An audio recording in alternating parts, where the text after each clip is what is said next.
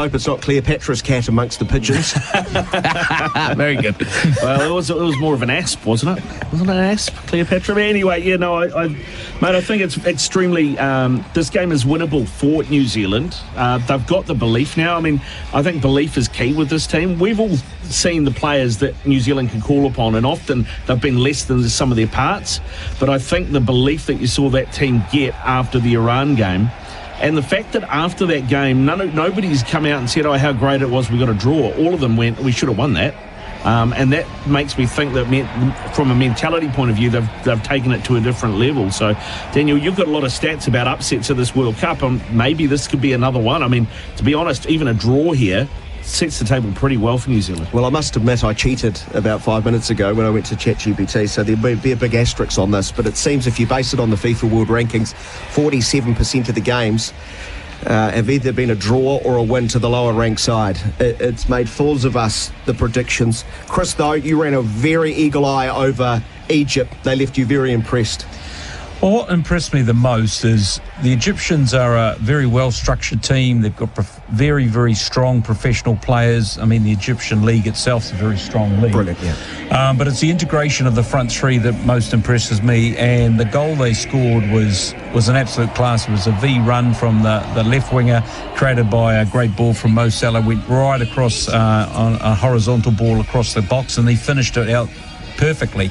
And I look at that and I say that's a team with confidence and a team that has the ability to score goals that are created, not just on the half chance. So I'm very impressed with Egypt, but at the same token, I think New Zealand, as long as they play with the same desire and understanding they did in game one, they're well in this game. Chris will be my co-commentator throughout this match. Ricardo Ball providing stats. Nathan Elaine will be with us at half-time and for our post-game show. Before you go, Nathan, I think they'll be more structured than Iran.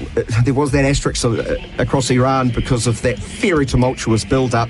New Zealand probably won't be provided the space that they got at times. So how do you see the tactical battle? No, it's going to be fascinating. You know, what I like about the All Whites at the moment is that you've got Bell and Stamenic in that midfield, and they can run, and they've got energy and they've got strength. You're right, they won't have the space that they did against Iran, but one of the things that they're going to have to work out is how do you stop Mo Salah, because he hasn't had the greatest season at Liverpool. We all know that. He's 34, 35. We all know he's kind of coming to the end of his career, but my goodness me, he's still an incredible player, and you give him a moment and he will unlock you. And I think that is where the key will be today. Bell and Stamenic on Salah, who's going to drift around. He's playing in the hole behind Marmoush, and if you allow him to create, there's going to be all kinds of problems for the All Whites. Great to hear your thoughts at half-time and after the game as the two sides wander out into the middle of this gorgeous stadium in Vancouver. First opened in 1983. There's been a whole heap of renovations and developments over the time and the build-up for this. Some 180 million poured in to making this World Cup ready. The All Whites in white today. They wore black in the first game. Egypt wore white, so they're wearing their red with black shorts, as now they'll encircle the centre circle and ready for the national anthems. It is a beautiful stadium, capacity over 50,000, enclosed stadium, a wild roof that sort of closes from a central position as if a flower is blooming outwards. It is quite special. It is a pure football arena. The fans are close. The atmosphere, while not 70,000 as we saw in Los Angeles, will be spectacular. There is a lot of Egyptian fans and a lot of nervous faces. We now stand to attention for the two national anthems, starting off with New Zealand's.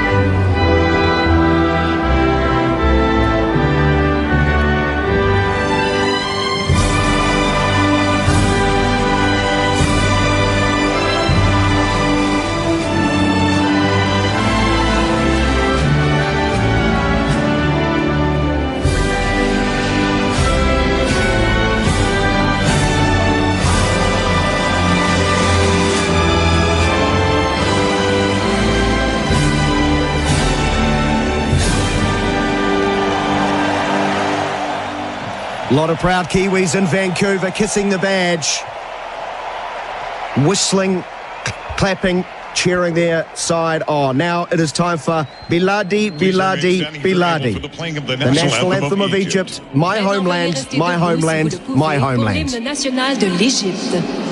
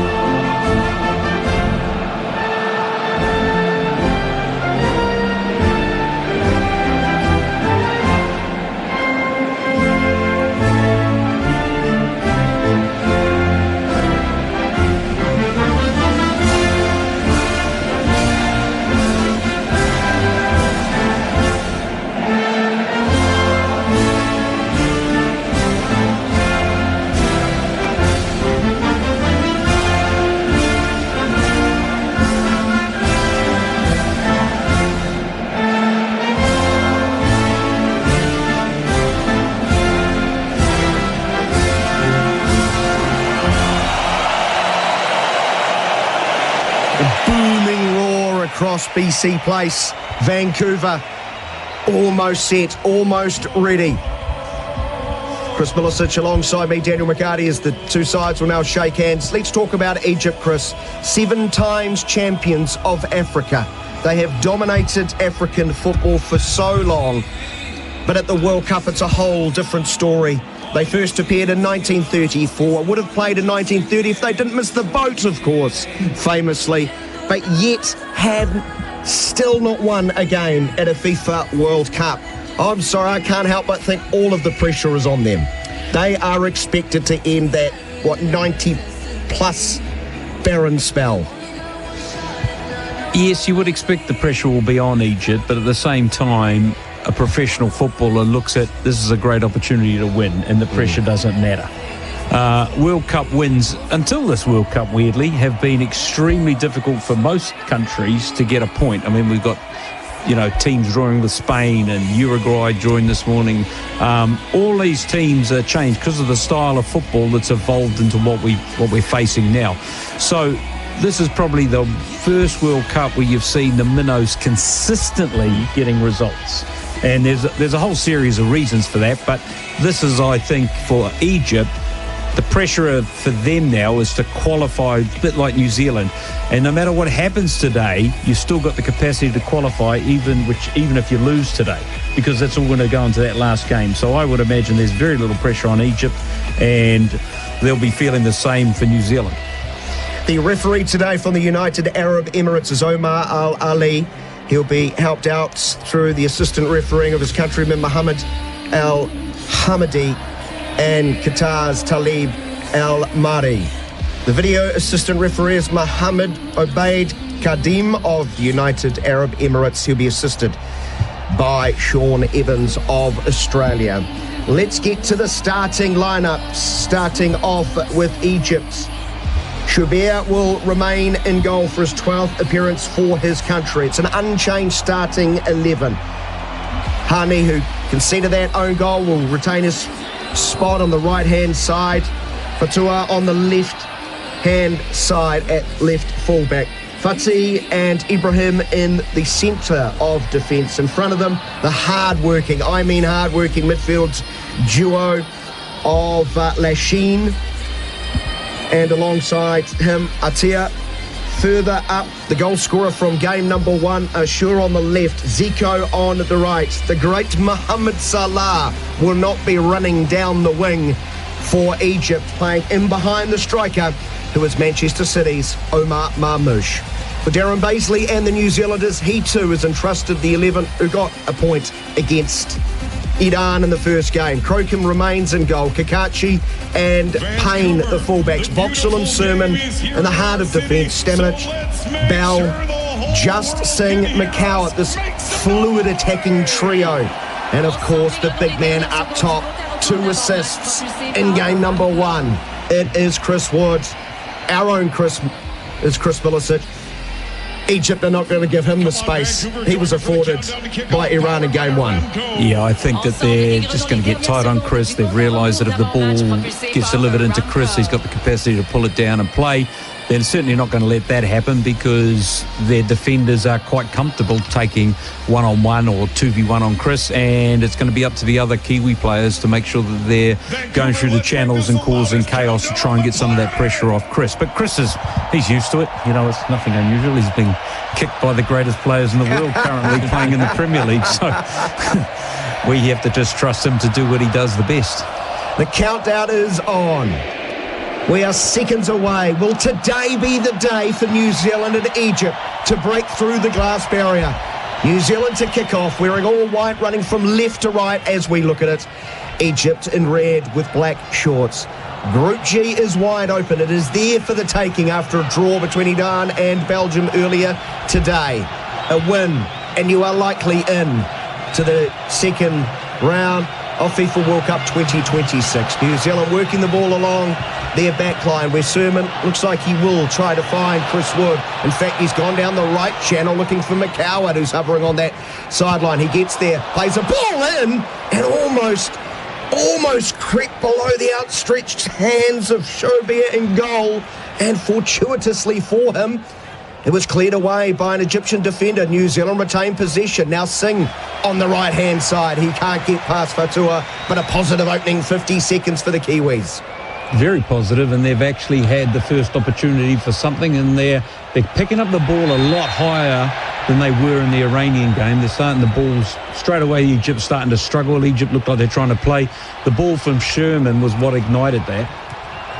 Sermon concedes a foul, no booking. No New Zealander picked up a booking in that first game, of course. No, and of course the sheer cost of the team if you pick up a booking at a FIFA World Cup means that no country actually wants to pick up a booking. And to be fair, the referee's been good.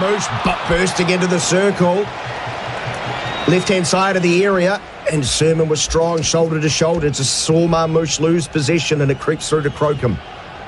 90 seconds gone, no score. It's going to be interesting. Straight away the game's opened up and we go on end to end already. There's no sort of hesitancy about what either team's doing, which sort of reflects what I said before. I think both teams are actually going to go for this. Long ball from Crocombe, almost got over the head of the central defender. In fact, didn't hit the rump of Chris Wood. He was in behind. Problem was the ball struck him. And that saw the end of that opportunity.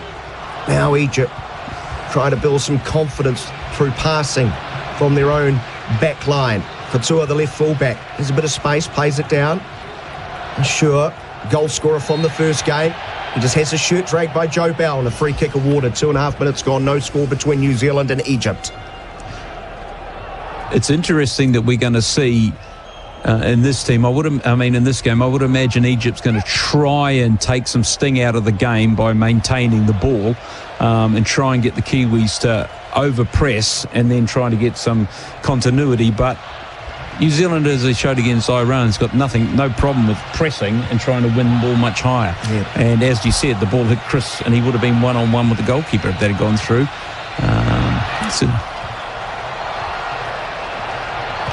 Payne, midway, halfway in penalty area, closed down by Ashur, out for a New Zealand throw. Darren Baisley stalking the technical area. He's wearing all black today. I think he set the team up very, very well against Iran, and I think for what we're seeing right now, this is a New Zealand team that has belief and desire to want to win, and the way they're playing will create goal scoring opportunities, and I think that's really positive for the evolution of New Zealand men's national team. On the other side of the box, Hussam Hassan, very well regarded coach, but remembered even more fondly for his playing days for Egypt. He's their record goal scorer with 69 goals and 177 appearances. This man on the ball now, Mohamed Salah, is closing in on that. He is drifting more right-hand side. in the early stages, but New Zealand's defensive structure good as they'll have to play it back, finding the feet of Hamidi Fati. Ibrahim to his right. Now here is Mohamed Salah, the captain. Outside of the left foot into a dangerous area at top of the area, but quickly off his line. Crocombe there to collect assuredly. It doesn't surprise me that Salah's going to spend most of the game out on that left. I know the lineup had him playing just in behind Marmoush, but he's the most dangerous, one of the most dangerous wingers in the world when he's cutting inside on that left foot of his. Long ball through the centre forward channel. Sarpreet Singh beaten to it by Ibrahim. He rolls it back to Shubir. Keeper sends a long ball. Up goes Egypt. Joe Bell gets onto the second ball. Played into the feet of Stamanic. Back to Bell. Neat triangles.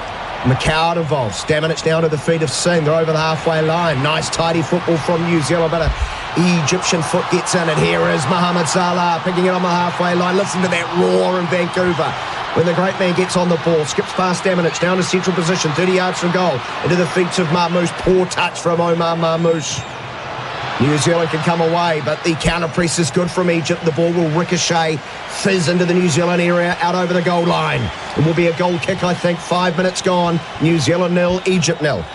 Looked like a little bit of a breakdown in communication between Stamanic and Kakache there. Stamanic wanting Kakache to come to the ball. Yeah, I think that there was that opportunity, and that's what you've got to be so dangerous. Both of them were a bit hesitant there, and that allowed Mo Salah to pick the ball up and become able to penetrate into our defensive third. But the most interesting thing that I was just sitting there thinking, and Marmoush is playing, and he's a Man City player, and they're Premier League strikers. Every team in this World Cup has an unbelievable top man. Yeah, Marmoush quiet though for Manchester City. Here's a turnover. Here's Mohamed Salah off to the races. Wood is chasing him, top of the area. Can he fashion a shot? He can. It's deflected away, I think, off the shin of Sermon. It's not going to go out for a corner because Payne can get there quickly. It does show he still does have frightening acceleration. Certainly not the top line speed of a couple of years ago, Mo Salah. But New Zealand just need to be so disciplined in possession. Yeah, we're not worrying too much that he's lost a yard of pace, mate. Not at all. Sarpreet Singh finds Libby Kakachi, 10 outside of his area. He's challenged by Salah, but Eli Just, not for the first time this tournament, comes back and does his defensive responsibility. Threads a ball to Wood. Overlapping is Kakachi to the left. Cut back top of the area. Stamina shoots! Nice Singh, and it's just wide. Gee, that was fluid and brilliant from New Zealand. They swept upfield, and it's just hooked wide by Sarpreet Singh. So clearly one of the instructions for the All Whites in this tournament as compared to what we would normally do, once they break the first line, it's like it's called a false counter-attack. You just go for it and just 1 and 2 touches, pass the ball as quick as you can and create chances. And to be fair, that was absolutely well set up. And they had 2 options there. Stamanic could have overstepped it and then just had a chance. But, hey, take the chance when it's there. Strong challenge on Singh. No whistle play on. Loose ball with Egypt and Mo Salah, but he's crowded out in the central position. Pouncing on the loose ball is McCowan. Here's Just 1, 2, 3 passes then into the feet of the referee, who's apologising. Joe Bell's filthy, isn't he? Because he's got the ball into the path of, I think it's Elijah Just. Roadrunner could have turned upfield. Yeah, and it was just in the perfect 10 pocket where you really want your player facing and hit the referee, and I think that would have been the opportunity. Elijah would have turned and we would have been able to get right into their back part. But, hey, for what I've seen, that's happened numerous times. The referees are actually struggling to get out of the way of the ball from the counter-attacking and the speed of the passing in this World Cup. They're getting hit more often than not. Sarpreet Singh drifting to the right-hand side, just over the Egyptian side of halfway. Hooks the ball, looking for Woods, headed away, and then out by Fatua. It's going to be calmly brought down by Singh, finding Stamanic. He'll go back to Payne on the halfway line. He's sort of retreating as he looks upfield. Comes back in. Sermon now to the feet of Bell. Marmoush is close to him, so he'll roll it back to Finn Sermon.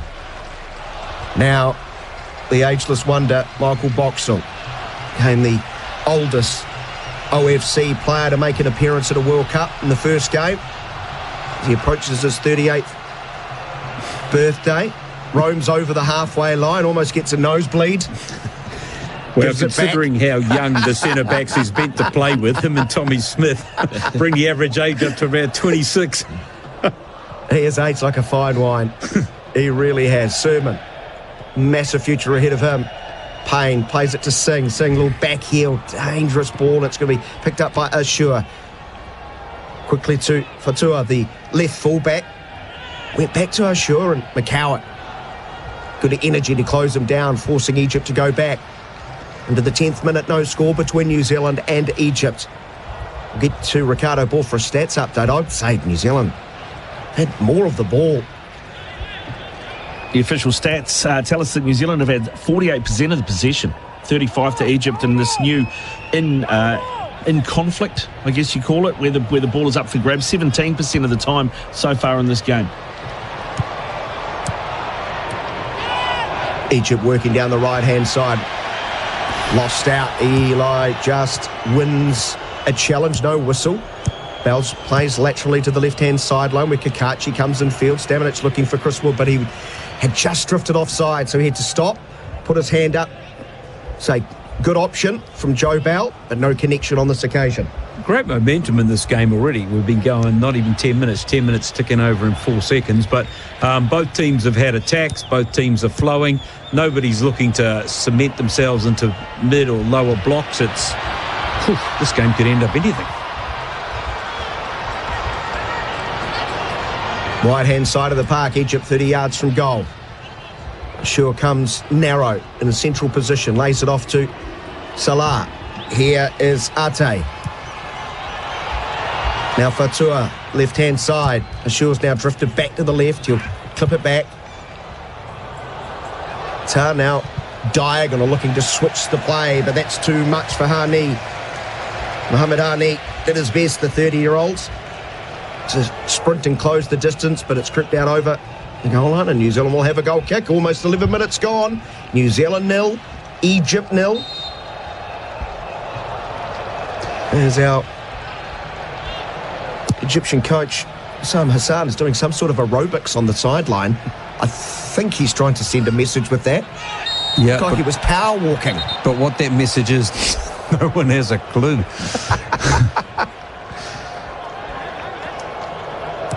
Whistle, free kick awarded to Egypt just inside their own half.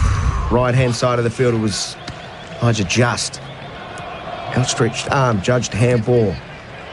Fatua Ashur, the number 8, on the halfway line. Egypt, no way forward. They come back to Fati. He plays the ball into the centre circle, where Marwan Ate. Interesting. The Egyptian players are looking forward, and clearly the New Zealand footballers are really closing down the spaces. A lot of those passes were going earlier on, and they're not getting through now. So clearly New Zealand have settled into the defensive shape they want, who's picking up who, and it's really denying some penetration to the Egyptians. Here's Mohamed Salah, ball played long. He's got the battle of Boxall. Now, top of the area. It's going to be cleared away by Callum McCowan, getting back. New Zealand scramble. Now they look to turn it into a counter-attacking opportunity, but Sarpreet Singh with a heavy touch allows Egypt to slide and win possession back. In fact, it was Zico down that right-hand side who just got the better of Boxall. That was a hairy moment. Now, better period of play for Egypt as they come over the halfway line. New Zealand sort of in a low block, dinked in towards the top of the area. Strong header away by Boxall. Just in the left full-back position, hooks the ball upfield. Chris Wood on his chest, holds off 2 Egyptian players. Stamanic is behind him, feeds the ball to him. Now Bell can calmly push it back to Boxall. And with 13 minutes gone, it remains 0-0 in Vancouver. And we saw an example there of the difference between the Egyptian approach to Chris and the Iranian. Straight away as Chris gets the ball, he's double-teamed, and in that instance he was double-teamed from a midfielder coming from in front to make sure he couldn't turn. So they've clearly decided that they're not going to give him a free rein, because when they give him a free rein, New Zealand scored 2 cracking goals the other night, so they're not going to let that happen. Ball play down the left-hand side. Stamanic is pushed up into a left wing position. He's got 2 players on, but he darts in between them. Beats 2.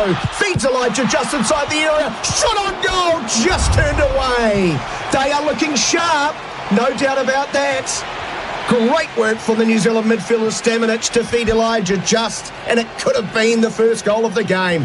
Good, smart save by Schubert. It really was. Great play. Elijah's in there, but really, Chris is in the middle waving his arms. He's not happy. He could see the opportunity for just a simple tap-in. Elijah had every right to go for the shot, but isn't that was interesting. That was quite decisive, and they really got themselves in there, and, it's a corner, so you've got something out of it, but it'd be quite nice to have got a goal there to take control of the game, but shows how incisive they're trying to be now. The big men all inside the 6-yard box, the two centre-backs. Staminit's 2, stands 1.88 m. New Zealand do have a lot of height. The crowding should be in goal. Delivery needs to be bang on. Comes in. And it's headed into the back of the net by Finn Sermon. Towering header. Blistering header. And New Zealand have the lead. Finn Sermon the goal. It's New Zealand 1, Egypt 0. 15 minutes gone. That's an incredibly good goal. Finn Sherman's movement, he's got a V-shaped run where he's actually pushed in and then he's popped out, and he's just met the ball clean as anything, and it's just flowing into the back of the net.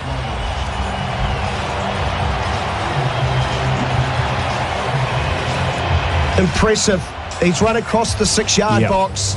Where is the defending? And at the last, he's just slightly had to adjust, Chris, sort of go backwards, contorts himself, and bulldozes the ball into the back of the net. That's a great header. That's exactly what you want your centre-backs to do. As I said, he went in, then he peeled around, he made a flat run across the box, and he just got up. And it was slightly behind him, but it actually helps somebody if it's slightly behind you, because you actually should be taking your head back, and he's just put it through. But let's not kid ourselves, that's 1-0. This is not a drill. New Zealand 1, Egypt 0. They really can't sit back now, because they've really got to play with the same sort of energy. You don't want to spend the next 75 minutes sitting back against an Egyptian team. You want to keep going and keep getting pressure and looking to get a second or even a third goal. But it's a tremendous start for the All Whites, and it will allow them to be more comfortable in the game. I thought against Iran, once they got the goal, they settled down and played some great football. Bell, midway penalty area, halfway. New Zealand calmly in possession, rolling it back to the goal scorer. What a moment for Finn Sermon. His third goal for New Zealand and just his 21st international. We've got a high foot against Sarpreet Singh. He's clutching his face. Lasheen is going to go into the book. A yellow card for him. He's pleading his case, but our referee from the UAE not having it. Well, his player safety is their number one priority, and he definitely lifted his foot and collected him. So, if we did that, we wouldn't complain about a yellow card, but it'll be interesting. I want to see if that becomes a little bit of frustration coming from them. They're a goal down. They've created a couple of half opportunities, but nothing they can cement themselves from. And hopefully that upsets them enough to give them us a period of time where we can take a bit of control of the game.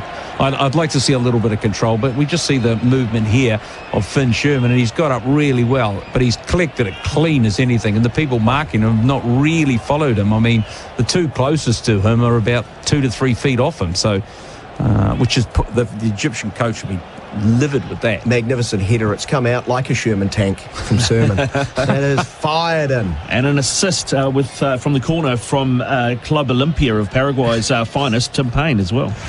Money well spent. Money well spent by Club Olympia. Oh, what a time to be alive. It's just an amazing transfer. Just it really is. It's hard to get your head around. So too the scoreline. 1-0. New Zealand lead Egypt. 18 minutes gone. Elijah just picks it up 35 yards from goal. He speeds forward.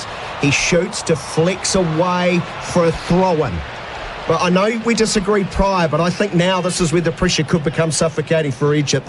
This is the game that they've highlighted. This is the one we get 3 points to get. This is against, the lowest ranked team at the World Cup prior to the tournament.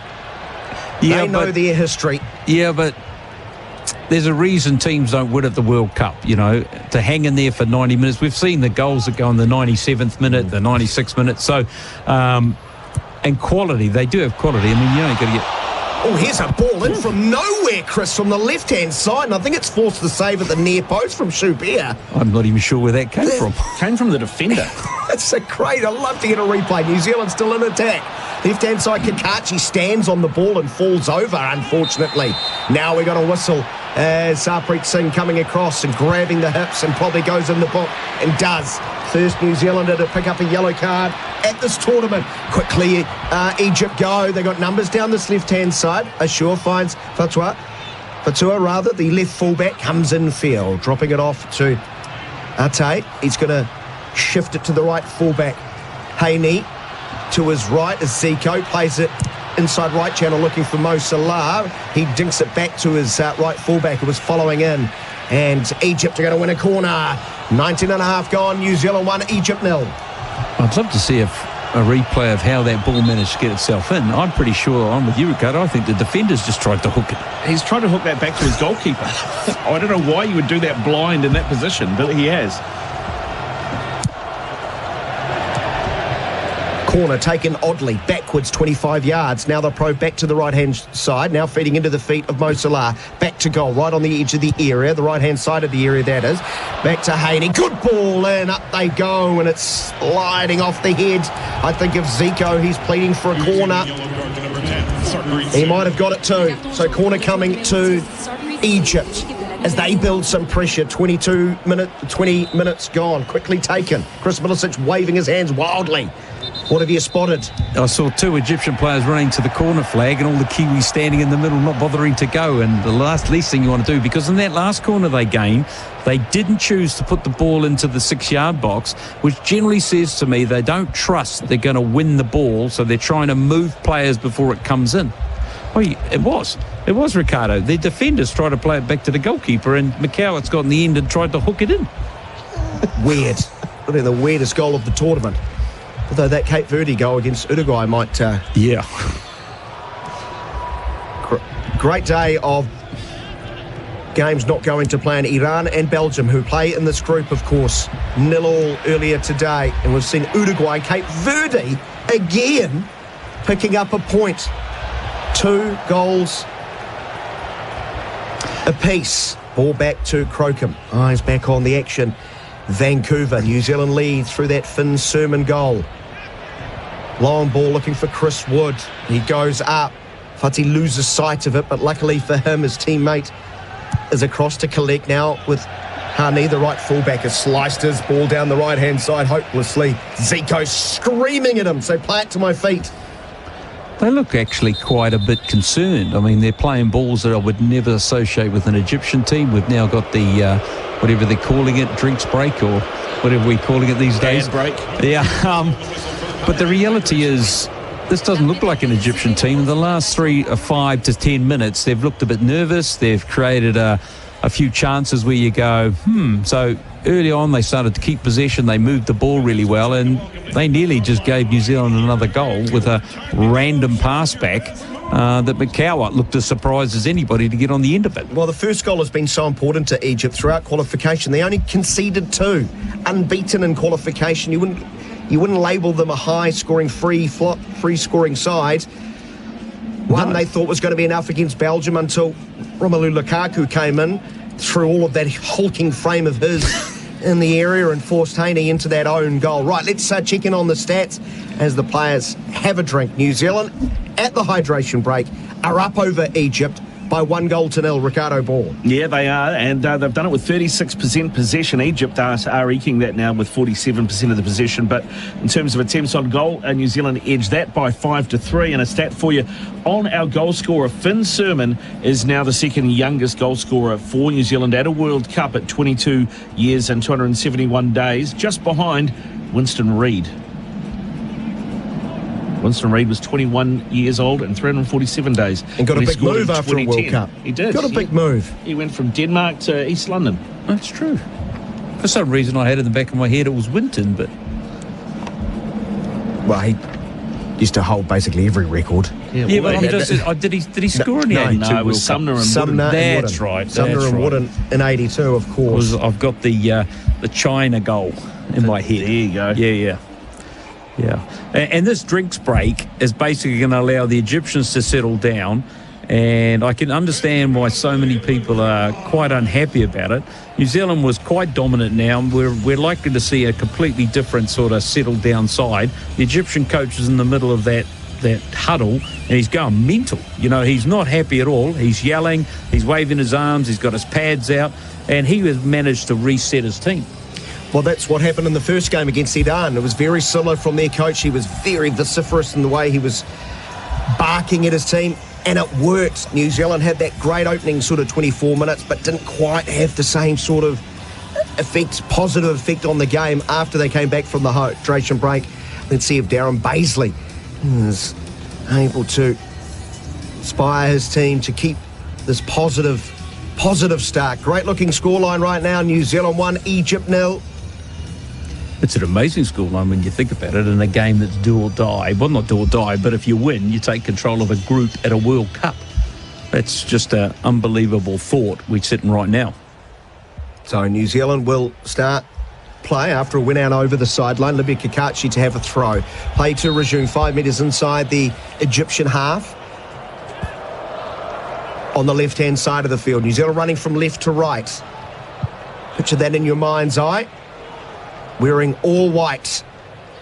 Egypt in red with black shorts. Loose ball sees Salah. Zico, in fact, and he tries to do it. Mo Salah sort of outside of the left foot pass, but very high degree of difficulty. And the Russian judge doesn't like it, and it's back in possession with New Zealand. I think one of the biggest compelling thing, it's a great run by Stamenic. The most compelling thing, Eli just picks it up on the edge of the area. Chris Wood now, top of the box, lays it off, shot from Bell, blocked by 2 Egyptian players. Mo Salah picks it up quickly, trying to feed Marmouche, but Finn Sermon alertly across to cut it off, further increasing his price tag. But the loose ball collected once again by Egypt, left-hand side of the area. Here is a chance. A short leaves it to Marmouche. Shoots. Crocombe doesn't take cleanly. And Kakachi closes down the distance, gets between the Egyptian player and the ball, allowing Crocombe to get back to his feet. Oh, breathe, New Zealand. Good, powerful strike, but straight at Crocombe from Omar Marmouche. It just shows you a drink break. This is now about the 4th attack we've had in about 35 seconds. We might need another one this half. The New Zealand are playing at a pace I'm just not accustomed to, Chris, in this tournament. As I was going to allude to before, I think having Bell and Stamenic, and especially Stamenic, who's now playing consistently in the championship, you've actually got players that understand how to... Ball into Chris Wood, just at the near post on the 6-yard box. Control the game. Slides off his head. It's hard to get your words out, Chris. I'll have to speak a lot quicker. But Stamenic is really, him and Bell are really controlling the game for the All Whites, and it's just the way they're doing it, the balance and the smoothness, but also never putting the ball at risk, which is generally taken away one of the key areas when teams press the All Whites. They can nick the ball at quite a higher part of the pitch, and they're just running it, and we've seen probably 3 or 4 times Stamenic is able to burst forward and go past Chris Wood, which you just never see. Long ball by Egypt up towards Sure on the left-hand side of that attacking 3. He's beaten to it by Finn Sermon. Out for a throw-in. Quickly to the number 8, who beats 1, tries to get past Payne. Payne's just collected his foot and he's gone down, but I think the referee's awarded a throw-in. Yeah, he's ordered a throw-in to the All Whites. Tim Payne's just giving the Egyptians some advice on how to stay on your feet as we speak. And Darren Bays has just yelled at Payne to maybe not involve yourself in that. Oh, no, it's definitely a yellow. I mean, it's definitely a throw-in to the All Whites. You think? No, it's not a foul. A little contact. Not enough. It all depends on the interpretation of the referees. The referees come from all over the world to this tournament, and some believe in carte blanche, do whatever you like, and some believe in blowing everything up. But I think they've consistently across the tournament. I thought the Aussie-US game was a bit the only one where you kind of go, that was interesting. Popovich agrees with you, but I think overall the tournament has been well run. Not too many VAR controversies. Yeah. the Belgium-Iran game, if you have not seen it, the Iranians were trying to swap shirts with the Belgians from the first minute to the 90th, and they got one yellow card the entire game.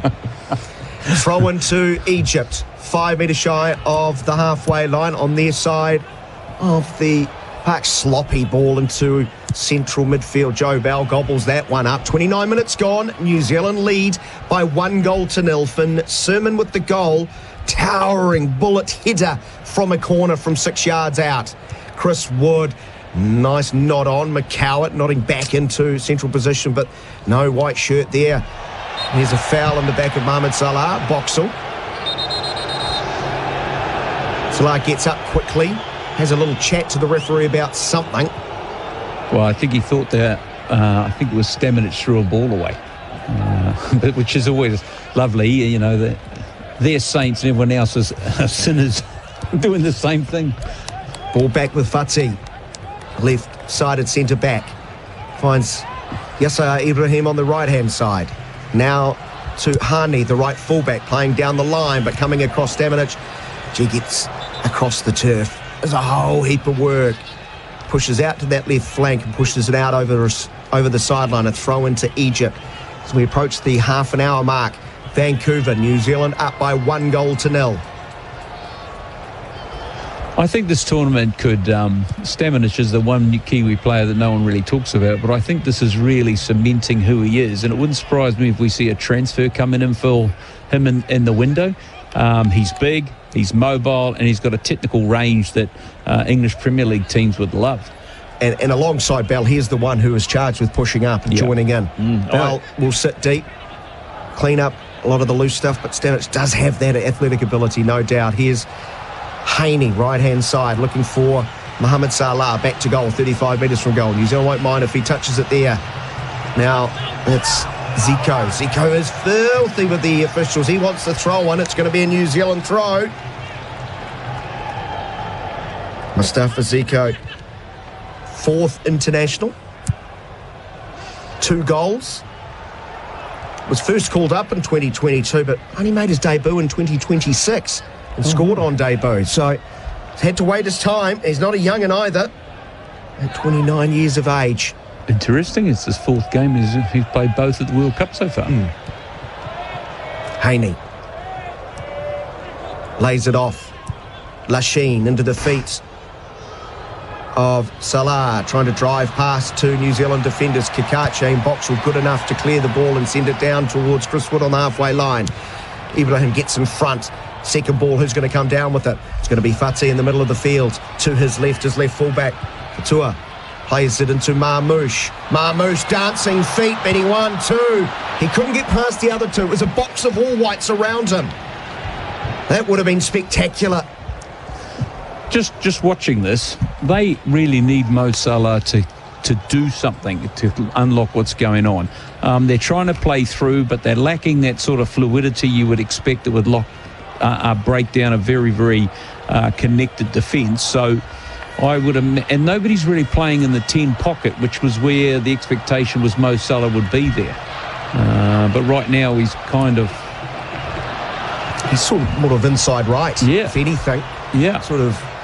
And I could see if that was how they set up to play, that would have been the right way. But New Zealand's just played easily down our right-hand channel, and we've got out. Sarpreet Singh. Yeah. Making him look like a fool there, Chris, as he decided to take a touch back. Onto his left foot, which I was expecting to come right across the pitch. He's just taken the ball out, so a throw into Egypt. 32 and a half minutes gone. It's New Zealand 1, Egypt 0. Ball sprayed out into the right-hand side. Hani has a bit of space. The bouncing ball he controls on his chest. Goes down the line. Zico. 2 players on him. A little cheeky back heel. Back to his right fullback. He gives it back to Zico. They're just playing a little game amongst themselves, but New Zealand's defensive structure very sound, and they'll have to push it back to the halfway line. Now they'll probe towards the centre-left channel, where Ate finds Lachine. Stamenic again in the passing lane, gets a left shin on it, half cleared away. Loose ball picked up by Egypt as they come again. Chipped ball in towards the area. Sermon away. New Zealand, McCowart loses out and then dives in and gives away a free kick. He's going to go into the book, and this is a very dangerous position for the free kick. Yeah. It is right on the edge of the D, top of the area, sort of left-hand side of that D, and McCowart just misplayed it. Shaw picked up and he's cleaned him up, no doubt about that. He let the ball bounce, and when it bounced, it got away from his body, and then he's lunged. He's tried to make up for it, and it's a horrible place for the Kiwis, because that is just, it's got Mo Salah on his left foot round the wall written on it all day. There's 4 players around him, and I'm sure Mohamed Salah is not listening to any of them. Yeah, the other 4 might as well run away. Get away. There's no way he's given this up. This is my moment. 2 World Cup goals prior to this from 2018. A third would make him Egypt's all-time leading goal scorer at a FIFA World Cup. New Zealand fans do not want that. 5-man wall. Crocombe at his near post, his right post, just making sure that is aligned. Omar Marmoush is very good in these spots too. You'd have to expect Mo Salah's going to hit this. Is this better for a right footer?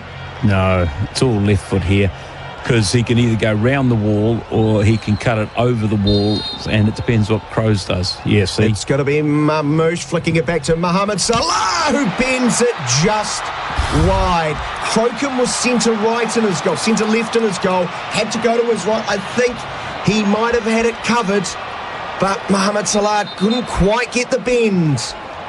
Oh, Tim Payne did a great job there. He just stepped slightly off the wall, making that Mo Salah's angle to become, and he's bent it by the same distance that Tim come off the wall. Bit of a risk by Tim, because he did leave an inside channel, but it was totally the correct move. Long ball from Crocombe. Loose ball picked up by McCowart in the left wing channel. Hooks across in. Cleared away, but only as far as Stamenic. You can bring it down for New Zealand. 35.5 minutes gone. New Zealand lead by 1-0, and Boxall's going to go all the way back to Crocombe, who's 10 yards outside of his area. Hardly been closed down by Marmoush. Long ball down the left wing channel. The second ball's going to be won after the Egyptian header by New Zealand. Kakache finds just. He's got so much time, this kid, doesn't he? Now he just dribbles in field, feeds Chris Wood around the corner. First time ball looking for Sarpreet Singh, who's just gone to ground, shoulder to shoulder. I don't think there's anything wrong with that challenge. No, there was nothing wrong with that, but it was a great move, and Chris has just fed it, and if Sarpreet picks that up, he's one-on-one. I mean, when you think about it, we're talking about a New Zealand team that's creating chances that look incredibly dangerous, not sort of a hack from a distance, hoping it goes in. So I'm really impressed with what Bays has done with these All Whites for this World Cup, to be honest. Let's get a check on the stats with Ricardo Ball. Yeah, total number of shots on goal, it's 7-5 in favour of New Zealand, which backs up what you're saying there, Chris. And in terms of passes into the final third, New Zealand now have had 32 incursions into the Egyptian final third versus 58. So they are a little, but they are breaking more at pace. Well, it's that false counter-attacking that they're doing, you know, is once they pick it up and they break the first line and someone can half-turn, they're going. There's no ifs and buts there, just saying, right, we're going. Even here, Bell's about to hook it round the corner, saying, look, it's time to counter-attack, and they're fairly confident that Chris is going to win most of them. Oh, loose touch from the left full-back. Tim Payne looking to feed Chris Wood. Top of the area, back to goal. Feeds it back to just, I think we've got an offside flag. Indeed, we have. But they are looking a little shaky at the back at times, Egypt. I'd like to see that one again.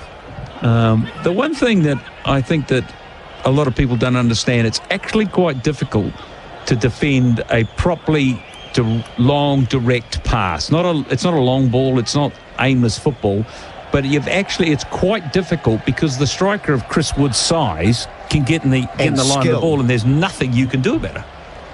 He's such a constructive footballer. Oh, he's for just his stature, his frame. And what a career. Much admired and loved by us. Yeah, and I just think he's a... Wasteful from Egypt here.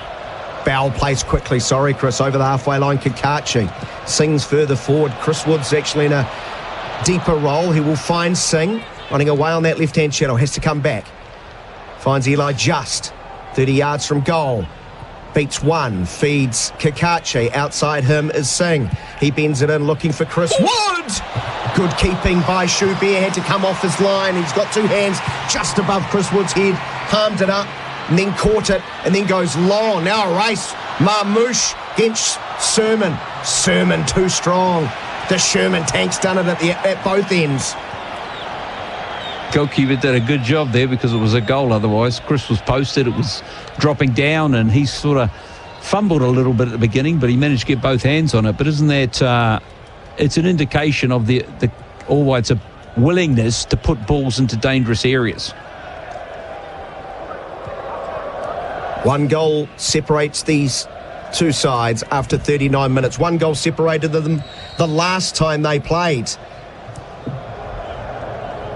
A couple of years ago, it was 1-0 to Egypt. I think a penalty on that occasion. Where was that game played? It was played in Cairo. It was one of those FIFA series. First FIFA series they played. I think it was Mohamed from a penalty after 29 minutes. No Mohamed Salah that day, no Chris Wood. I think Ben Old started as the centre forward. I'm not sure there's much we can read into it. We've got a slight break in play here on the 40-minute mark, as one of the Egyptian players has gone down and is receiving some attention. Can't quite make out what number, as he's now completely surrounded by support staff. New Zealand taking the opportunity to run to the sideline, have a drink.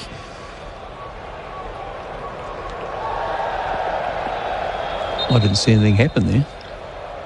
It might just be a soft tissue injury, I think. No, it's just Fati, who's just fallen over. Oh, yeah. He's okay. He's back to his feet. Considering what we've seen in football in the last few years, when you see a player just fall to the ground when no one's around him, your heart does skip a beat. It really but does. he is back. He's okay. Maybe he just got wooded. Wooded? Yeah. Not winded, wooded. But he's going to the sideline, and it looks like they're making a change. So Rabia is going to come on. Rami Rabia, the 33-year-old, 48th international. Big lump of a lad. He is a real danger from set piece. And with this Egyptian side chasing a goal. And I don't know, something tells me that might be a little bit tactical, because he is a big lump of a lad, and they have really been struggling with Chris receiving the ball. So maybe they've just decided it's an opportunity to get a bigger lad. And I would have thought they would have waited 4 minutes, though, if it was not an injury induced, because it's a free sub. So that's sub made. Egypt playing the ball aimlessly down the left wing channel. Sermon's across. Calmly shoots it up to Wood. Geez, a good leaper. People don't realise he's massive, though. Massive, but he got up so high and sort of headed it up and was able to bring it down. Problem was he came back from an offside position. Free kick awarded to Egypt. 42nd minute. New Zealand 1, Egypt 0. New Zealand through Finn Sermon in the 15th minute. If you're just tuning into our coverage here on Sport Nation, host broadcaster of FIFA World Cup 2026. Great to have you along. It's going to be a nervy hour or so. History beckons as a free kick is awarded in the left wing position for Egypt. Fatua, the left fullback, has just run into Tim Payne, the two fullbacks coming together. This is about 6 or 7 yards in from that left-hand sideline, maybe 30 yards from goal. Dangerous area. They can whip it in. So Max Croak embarking some orders. He'll ask for a two-man wall just on the edge of the area. So right-footed in-swinger. That will sort of bend in between penalty spot and 6-yard box. The big man, the new man, is up there. Headed away in front of Rabia by New Zealand, and they'll just send it route one downfield and then allow themselves to push up. Get out of the area. Bays will be really hoping they can get to half-time, still leading 1-0. Make a massive difference. You know, you don't want the opposition to score just now, and then their tails are up. But right now, you know, he'd be extremely happy with what he's seen. We don't look like we're under any sort of damage, or we're not under any sort of danger. And the damage that's coming in, we're coping with it. So it's hopefully, you know, I mean, what are we, 2 minutes to go? So and they're playing well. Ball played into the feet of Zico, who goes down. It's Marmouche who goes down under challenge. Joe Bell is clipping his ankles. It's not even a foul. Sorry. Chris Milicic rips off his glasses in disgust. So again, another dangerous position for this free kick to be taken in line with the top of the area, about 3 or 4 yards out. There's not much contact, Chris, for you to say. No, but, there's enough. There's enough for the referee, but loads of referees would have just gone play on. If it's not in line with the top of the area, it's about 5 yards back. It's very similar to the last one. They go short this time, but it breaks down. That is a waste from Egypt. They're certainly showing possession of territory over the last 10 or so minutes, but nothing too worrisome for Crocombe to deal with. We've just got to be a bit careful. I don't like the way that we're kind of letting them come now. Ball in from Ashur, left wing sides. Did that clip a New Zealander? No, it's just going to be a goal kick. You're sitting too deep, you mean? Yeah, we're letting them come, and I get we've got to let them come so that we can do the false counter-attack, but they're now in and around our goal box. It's much easier if we're picking up the ball in the mid-third, but the moment they're getting in and around our goal box, and that's not where we want them to be, because then it's just one mistake or one error or one great shot. And you're right, Daniel, about the possession stats. Egypt now eking over 51% of possession, and the contested possession sitting at 12%. Kakachi. His dink ball found Stamanic. He tried to find Wood. 4 added minutes, 4 minutes before half-time. We're into added time now. Back to goal, Marmouche, played into his feet. He does well and shoots the ball to the advancing right fullback. Haney galloping forward. He drops Zico to his right. Salah on the centre forward channel. He finds Zico. He gets his ball in, but New Zealand count them all, Chris. There's about 7 inside the area. They scramble back, maintain structure, clear the danger. But Egypt are finishing strong. It's much easier to defend a 1-0 than anything else. You'll run to your dive. Ball inside the 6-yard box, and it was a chance. A left foot stuck out, and it's just slid off the shin, I think, of Imam Ashur, who scored in game 1. It looked like it was going to be 2-2. But he spurned a great opportunity. He's got to put that away, but what a great cross that was. But once again, I don't know whether we're settled for half-time or whatever, but you've really got to just keep doing what they were doing before. I'm sure Bays will get them sorted in the second half, but that was interesting. Sermon did enough to just get a cross and close the distance, and maybe, just maybe, Chris, that sort of blinded the attacker. He may have just lost it. Yeah, because it was an awkward sort of lunge. It looked. It was. But it should be one apiece. You get your foot onto it in the middle of the 6-yard box. It really should be making the keeper save or hitting target. He's just shanked that off his shin, I reckon. Minute 40 of the 4 added minutes to be played. New Zealand lose possession of the base of the Egyptian centre circle. They can come 4. They got good numbers too. They're in a good moment. Egypt at the moment. Fatua, the left fullback, finds that's Arte. He comes back, finds Marmouche. Marmouche, though, I'm not sure what he is thinking. As he looks skyward, he tried to play the ball forwards into Ashur's feet, but nowhere near him and through to Crocombe, who understandably waits and waits for Marmouche to come and close him down before picking the ball up. 2 minutes 15 of the added 4 played in Vancouver. New Zealand 1, Egypt 0. Crocombe goes very long, well over the halfway line, headed away and out by Egypt. So a throw, maybe 35 yards from goal. It's going to be Payne. Singh brought down, needs to hold his feet according to the referee. No whistle. Sermon, great strength. Well, for an almost similar act, Sermon is judged to have brought down the Egyptian forward. That was odd. That was in like 10 seconds. The first foul on Singh was waved on, and Finn did the same thing, and it's suddenly a foul. And this is a sort of moment where the game can swing a little bit. You just get a little bit of momentum, and the Egyptians have certainly got a little momentum, right now, and they would love to get a goal before half-time, but it's much simpler for New Zealand to defend when it's like this than in that counter-attack we've been watching where the numbers are much more even. Haney tries to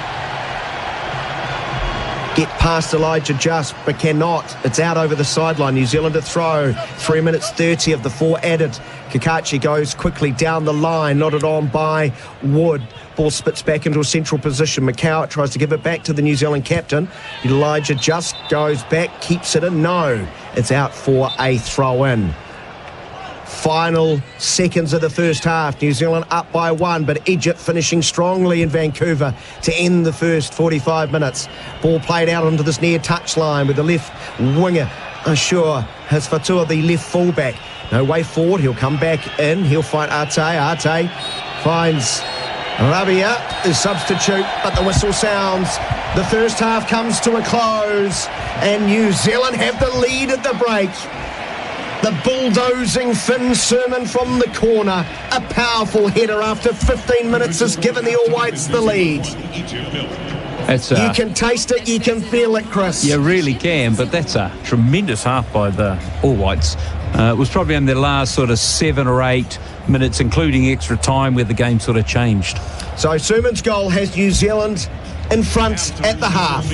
It's New Zealand 1, Egypt 0, our halftime show after this. Melbourne City FC, from grassroots to football's biggest stage, proudly backing Australian football. Broadcast sponsor of SEN's coverage of the FIFA World Cup 2026. Official radio broadcaster. For 160 years, Valvoline, the original engine oil, has witnessed moments that made history. The world remembers the glory, but we live for the road. And across every mile, every engine, and every dream, Valvoline has protected them all. Valvoline, the original engine oil. Proud supporter of the FIFA World Cup 2026 and fans' journeys everywhere. Ever feel like you're ready for more, but not sure what's next? Maybe you've outgrown your job, or you're ready for something that matters. At Victoria Police, get more out of your everyday. With hundreds of career options, who knows where the job could take you? Wherever you go, you'll be part of a community and team that has your back. Your life outside of work is supported too, with 9 weeks annual leave. If you're ready for more, search Police Careers. Victoria Police. Recruiting now. Authorised by the Victorian Government, Melbourne. Footy's better at the pub with the Big Footy Score Scratch and Win.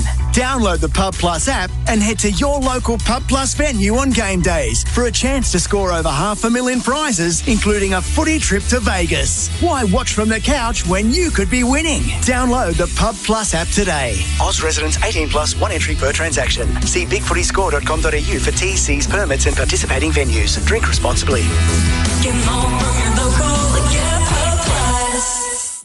Want winter fragrances that smell as good as the deals? Run, don't walk to Chemist Warehouse.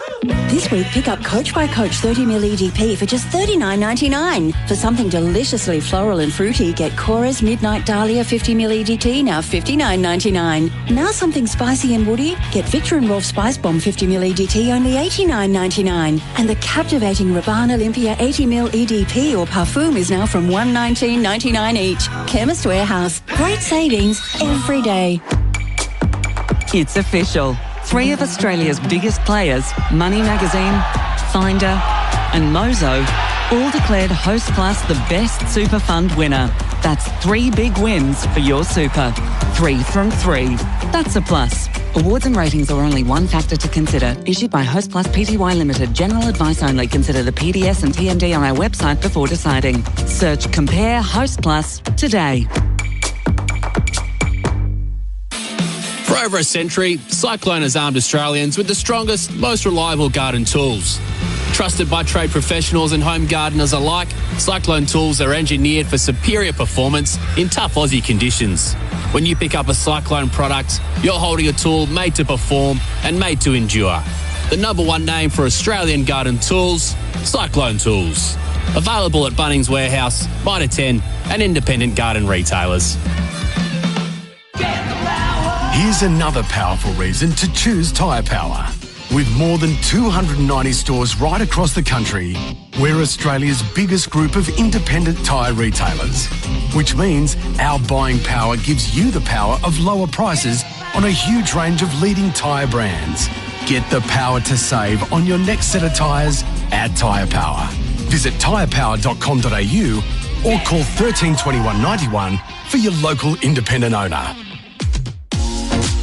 In the market for a quality Australian manufactured shed? Because right now, you can save 15% off a Best Shed shed before end of financial year. But hurry, this 15% off end of financial year sale must end June 30. So the sooner you treat yourself to a Best Shed shed, the more you'll save on one of their built-to-last Aussie-built sheds that also come with a 20-year manufacturer's warranty. Hurry, save 15% off for a limited time at bestsheds.com.au. Melbourne City FC, from grassroots to football's biggest stage, proudly backing Australian football. Broadcast sponsor of SEN's coverage of the FIFA World Cup 2026. Official radio broadcaster. Delivery needs to be bang on. Comes in. And it's headed into the back of the net by Finn Sermon. Towering header. Blistering header. And New Zealand have the lead. Finn Sermon the goal. It's New Zealand 1, Egypt 0. 15 minutes gone. Yes, you heard right. It is New Zealand 1, Egypt 0, thanks to a Finn Sermon header. And this is your halftime show for Sport Nation. Studs Up World Cup coverage with our halftime partner, Kogan Mobile, broadcast sponsor of Sport Nation's coverage of the FIFA World Cup 2026, your official radio broadcaster. With me, we've got Nathan Elaine and Chris Milicic to look back at that first half. Millie, it is a first half where New Zealand scored a goal. They managed to defend a lead. They go into half-time, the first time in 8 World Cup matches for the All Whites that they have led a game at half-time. Yeah, well, when you said that before, I was a bit surprised. I somehow had an impression in the back of my head that we led the Italians at half-time. But that's shows you how far we've evolved as an all-white, a men's national team going into this World Cup. If you'd have said we'll be leading Egypt 1-0 at half-time, people would have taken anything to get that. So it's, to be fair, they've deserved it. They've created other opportunities, and it wouldn't, as I was saying before, it wouldn't have surprised me if we'd gone 2-0 up in that first half. Yeah, well, they had an opportunity to go 2-0 up, but Nathan, Elaine with us, of course, TVNZ commentator as well. And Nathan, we've had the shots, 3 shots on target to 1 against Egypt here, and a couple more opportunities could be looking slightly differently at halftime. Yeah, you talk about the All Whites leading at half-time for the first time, and as Chris said, they deserve it, especially for the first 30 minutes or so. They were playing some really nice football. They had runners right and left. You look at Chris Wood, he's holding the ball up, he's occupying the Egyptian defence. They don't know what to do with him. They don't know if they can let him turn. They don't know if they should crowd him out, and he's like a magnet attracting players towards him, and then he's just laying the ball off. It's terrific football. The runners they've got off the ball as well in those opening 30 minutes was such good football to watch, and it was almost as if, this is the kind of performance you should be expecting from the All Whites now, right? We watched the Iran game. They did the same thing in the first half against Iran, and here they are again. Is this what they play like now? Apparently it is, and it is something that until that Iran game, you rightly point out, we hadn't really seen from this All Whites team, Chris, this type of play.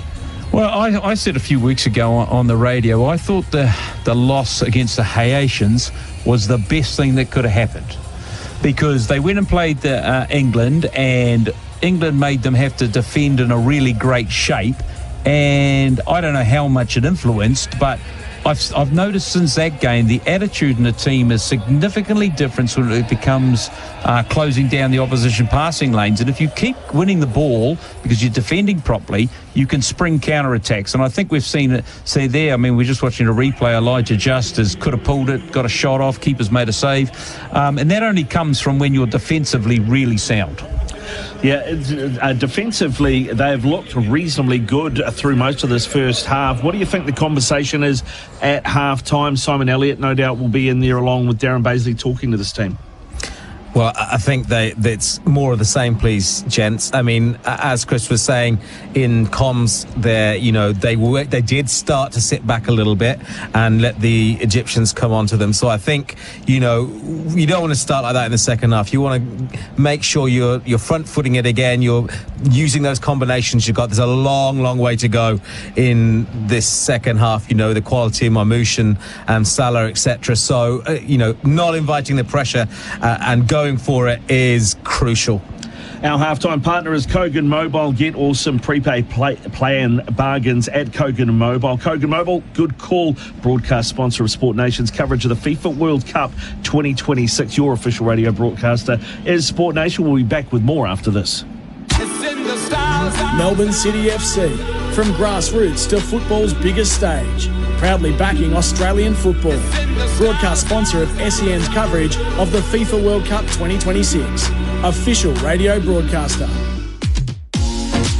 In the market for a quality Australian manufactured shed? Because right now, you can save 15% off a Best Shed shed before end of financial year. But hurry, this 15% off end of financial year sale must end June 30. So the sooner you treat yourself to a Best Shed shed, the more you'll save on one of their built-to-last Aussie-built sheds that also come with a 20-year manufacturer's warranty. Hurry, save 15% off for a limited time at bestsheds.com.au. For 160 years, Valvoline, the original engine oil, has witnessed moments that made history and the devotion of fans that keeps the world moving. Across every mile and engine, Valvoline has protected them all. Valvoline, official supporter of the FIFA World Cup 2026 and fans everywhere. Installerine, Installerine, Installerine. For the hottest of hot butter you've ever seen. Ream comes on steady, hot and strong. It just keeps on and on. Save on hot water energy use by up to 73% with Ream Ambi Heat Heat Pump. Installerine. Accept nothing less than Australia's best. The Sounding Board with Craig Hutchison and Damien Barrett. It's sport, it's the media, it's talking about the issues that matter. I don't mean to point out the bleeding obvious, but for 25 years, Rhett, you've made a living of pinching and scraping other people's content. For you to be the person sitting in judgment of someone else doing it is nearly the ultimate irony in Australian media. To my enjoyment, I love the content. I read it. I follow all your handles. I think it's great. But if anyone's going to sit in judgment, can we just agree that someone who pinches content for a living is not the best person to be judging someone else do it? Is that fair and reasonable? I think this goes back to him somehow revealing a lot of old TV broadcasts of you. Which I enjoy. Which I do too. I'm a willing consumer and supporter of Rhett ripping off other people's content. So the fact that AI is now starting to do it, it's like Rhett got offended. Wait a minute, there's someone else in here doing this. The Sounding Board podcast with Hutchie and Damo. Thanks to Drinkwise. You won't miss a moment if you drink wise. Footy's better at the pub with the Big Footy Score Scratch and Win. Download the Pub Plus app and head to your local Pub Plus venue on game days for a chance to score over $500,000 prizes, including a footy trip to Vegas. Why watch from the couch when you could be winning? Download the Pub Plus app today. Oz residents 18 plus, 1 entry per transaction. See bigfootyscore.com.au for TCs, permits and participating venues. Drink responsibly. Get home from your local, yeah, Pub Plus. Want winter fragrances that smell as good as the deals? Run, don't walk to Chemist Warehouse. This week, pick up Coach by Coach 30ml EDP for just $39.99. For something deliciously floral and fruity, get Cora's Midnight Dahlia 50ml EDT, now $59.99. Now something spicy and woody, get Victor and Rolf Spice Bomb 50ml EDT, only $89.99. And the captivating Rabanne Olympia 80ml EDP or Parfum is now from $119.99 each. Chemist Warehouse. Great savings every day. It's official. 3 of Australia's biggest players, Money Magazine, Finder and Mozo, all declared Host Plus the best super fund winner. That's 3 big wins for your super. 3 from 3. That's a plus. Awards and ratings are only one factor to consider. Issued by Host Plus Pty Limited. General advice only. Consider the PDS and TMD on our website before deciding. Search Compare Host Plus today. When you're stuck in a long queue or sitting for a new hairdo, add some thrill to your wait with our $40 million jackpot every 3 minutes. Keno Go. Download now. 18 plus only. T's and C's apply. Gamble responsibly. Melbourne City FC, from grassroots to football's biggest stage, proudly backing Australian football. Broadcast sponsor of SEN's coverage of the FIFA World Cup 2026. Official radio broadcaster. Teams ready to go. They're back out in the middle of this gorgeous stadium in Vancouver with New Zealand up by 1-0. New Zealand, I'm sure, will be aware that one goal may not be enough for all 3 points, particularly the way the first half finished, with momentum very much shifting back towards Egypt's way. They had a great opportunity with Ashur inside the 6-yard box, ball whipped in, he couldn't quite get the left leg to it, and that should be a warning shot. While on the other side, a loss today will leave Egypt last in Group G with 1 game to go, and you might think Chris Milicic, our coach at Sport Nation, that their coach, he knows he's going to force his hand at some stage. He has to. He has to. And I think the key for the next 15, 20 minutes is New Zealand can't sit back. I don't think you want to invite the pressure and let it come and come and come, because they've got enough quality. And I think that as you keep getting opportunities, if the All Whites can get opportunities in the first 15 minutes, even if it's 1 or 2, the Egyptians still have to take, it's not soon enough for them to get go. It depends when they decide to put their foot down and go at the All Whites with risk, that's when the game will change. We'll get another chance when they do that, if we're still pressing and going high. Of course, both teams targeting their maiden FIFA World Cup win. New Zealand have, of course, shared the points in their last 4 games, while Egypt, their history dates back to 1934. Yet to grab all 3 competition points. And the North Africans have never trailed at half-time in a FIFA World Cup fixture up until now. They are behind. They will be running from left to right, wearing red shirts, black shorts. New Zealand and their number ones, the All Whites. Can they hold on? Stay with us here on Sport Nation. This could be an agonising 45 minutes, as Egypt will start in possession. Don't think any changes made at the break. Of course, Egypt had to replace their centre-half Fatih in the first half, bringing on Rami Rabia, who's in possession now. So he's slid to the left-hand side of the partnership with Yasser Ibrahim. Here's Lachine, nice ball down the right wing side, advancing as the right fullback. Early ball in, there's numbers inside the area. It's a scramble. It was Mohamed Salah, got an ankle to it. It crept to Crocombe, who got down. Early warning shot. You need to wake up, New Zealand.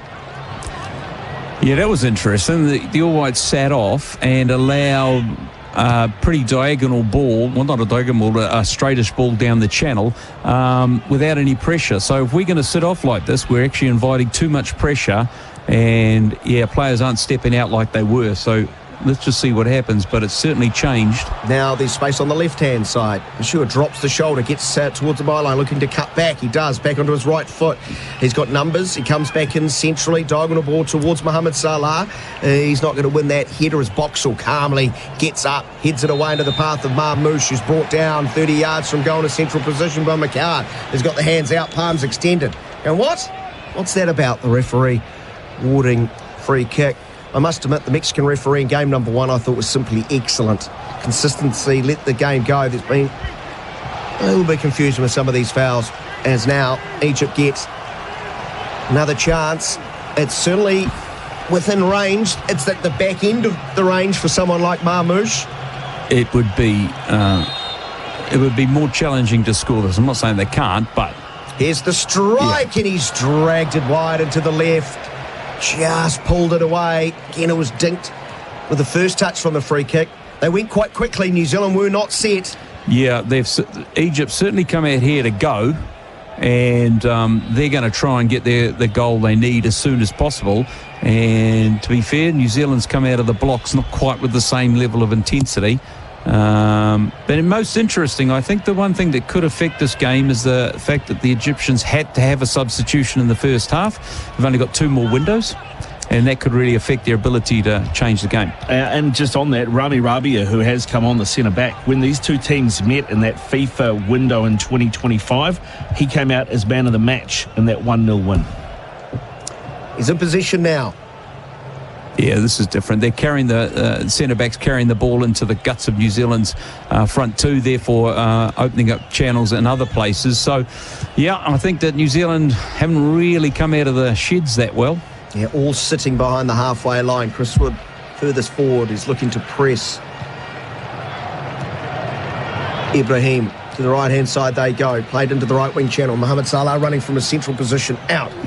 Not quick enough. Boxall plays into Kakachi. Kakachi goes down under challenge, and then there's a very late delayed whistle, maybe looking to play advantage. The New Zealanders want the free kick. They get the free kick 30 yards out from their own goal line. Just a reminder of what has taken place at FIFA World Cup today. Earlier it was Spain beating Saudi Arabia by 4-0.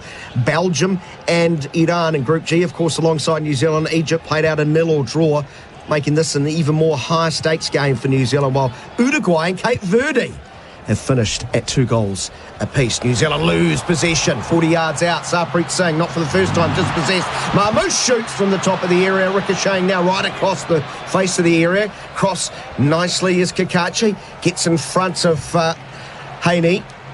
But Egypt, as they did in the back end of the first half, starting strongly to start the second. Here's a long-range attempt from Ashur. Are you sure about that? Not sure that was the right decision. I know he was emboldened by his first international goal in game number 1. That was with his right foot, not as strong with his left. Egypt appealing for a deflection. Want a corner, not going to get it. Crocombe is going to go long. Singh leaping. Nabia too strong. Mohamed Salah finds Zico on the left-hand side. It's Marmouche. He shoots into a retreating Tim Payne. Deflects all the way up towards the halfway line. New Zealand really on their heels in the opening few minutes as we approach the 50-minute mark. They still lead importantly, though. New Zealand 1, Egypt 0. But it's a red wave at the moment. They're just going to have to soak this up. There's no way they can sort it out for now. Slowly they'll get back into the game, but they've just got to soak this up, but keep denying opportunities. But that's probably the third time we've seen an Egyptian player receive the ball on their back foot actually facing the New Zealand goal. Lovely flick from Marmouche finding Atua, the left fullback. Good ball in towards the penalty spot, looking for Zico, cleared away once more by Sermon. McCowett does well to keep it in the field of play and find Sarpreet Singh. He plays a ball behind Just does so well to keep the ball away from 3 players converging in on him. Now played again out right-hand side. New Zealand sloppy. They've coughed it up again, 35 yards from goal. Ashur's going to shoot. No, he feigns the shot, tries to feed his centre forward. Cleared away. Chris Wood back to goal. Midway, halfway in penalty area, New Zealand side. He lays it back. Ball's chipped down the left wing side. Just good strength. How can one so small be so strong? Then he drops the shoulder, goes back outside. He's taken to ground. Play on is the call. Kakachi bursts forward, wins it back. Oh, this is Libby Kakachi of old. He beats a couple, but can't beat a third. End-to-end stuff, as it was early in the first half. No lack of pace in this game. New Zealand have woken up. Just feeds Bell now Kakachi 30 yards from goal, tries to bend it in towards the centre forward channel where Sarpreet Singh had made a run. Lashin clears it out and then throws his arm in disgust at his teammates for allowing the New Zealanders that much space. That's better from the All Whites. Yeah, first 5 minutes. It took them 5 minutes to get into it, and now they're into it. Ooh, that's a great ball run. And from Stamenic and a glancing header from Callum McCowett and a brilliant save from Shubia. That's a hell of a ball by Stamenic. He's just slipped it in. McCowart's made a run from midfield, and he's just managed to get up in front of the keeper and flick it. And the keeper's backing away. Oh, that's a great save. He's managed to get both hands up and put it over the crossbar. That could easily have gone in the goal. So that's a great run by McCowart. But as I said, the All Whites have woken up and they've survived that 5 or 6 minutes where it could easily have been a goal. Certainly helps being 1.95 metre, the tallest player in the Egyptian squad. Big career ahead of him. Already won 3 African Champions Leagues with Al Ahly. And now he's got to defend. New Zealand scored through a corner in the first half. Tim Payne delivered it then. He delivers now. Ball in towards the back post. Sermon was the target. Header away. Headed back by New Zealand. Wood goes up, goes down under challenge. Whistle, no whistle. And strong is Schubert as he comes out, grabs it. He kicks the ball away early. And what have we got? It'll be a free kick. Finn Sherman blocked him and they played on. And okay, so we'll come back inside the Egyptian area and a free kick. New Zealand has some large humans. Oof. And a set piece are going to trouble sides. That's a really good save because the sun's sort of creeping through, the window is high. in Vancouver, and he would have been looking directly at it. He would have just shoved his hands up and hoping to God it hit his fingers. Here's Mohamed Salah trying to twist away from Boxall.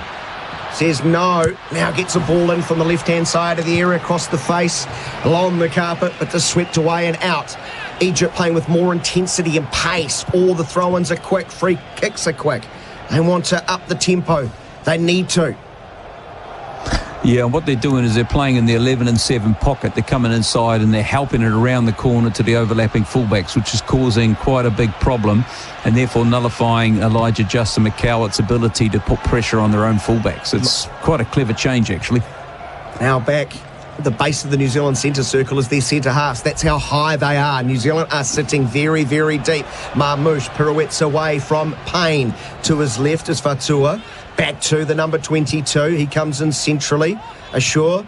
Now Arte to the left fullback. This is neat play from Egypt. There's a chance for Zico, and it's deflected by Finn Surman. From 8 yards out, it looked like it was going to be one apiece, but Surman put that hulking frame in the way and said, nah. And New Zealand quickly move upfield. Wood in the left wing position. No numbers near him, so he's got to go back to Kakache.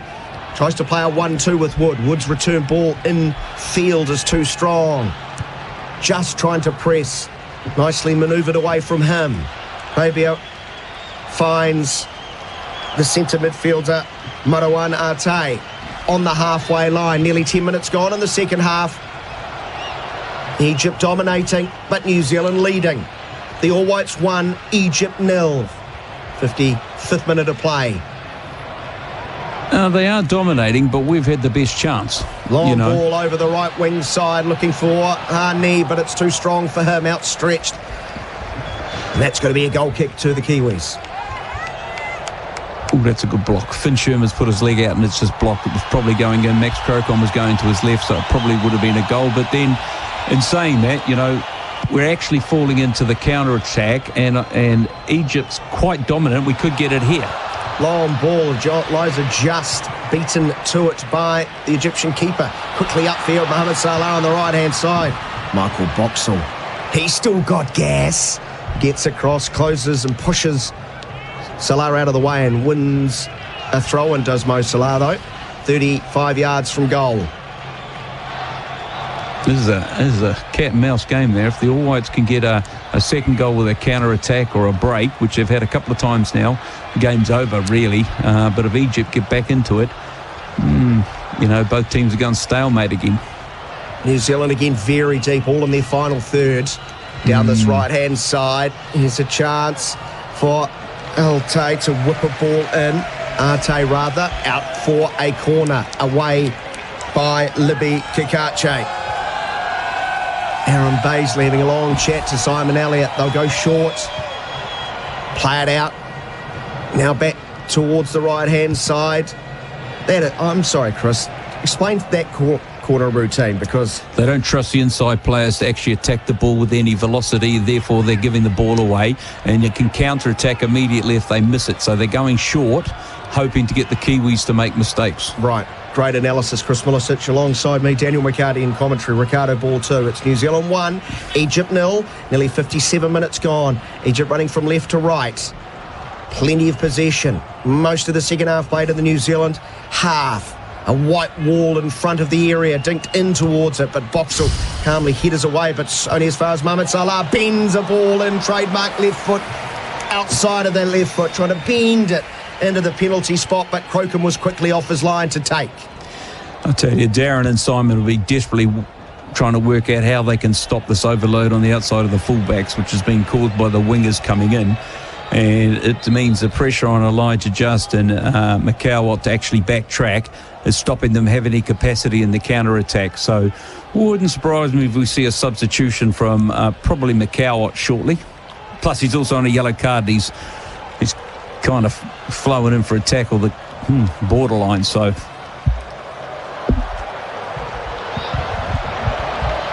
dancing shoes of Marmouche, who's drifted more sort of wide left in the early stages of this half. Arte, 30 yards from goal, pings the ball out to Harney. Good ball in from the right fullback, and there's the equaliser. Zico has it this time. It's been cut coming. He was unmarked. And he too bangs a smart header, bursting through the hands of Max Crocombe. And it's New Zealand 1, Egypt 1, 59 minutes played. Yeah, and it came from what we were just talking about before, just a cross that was created.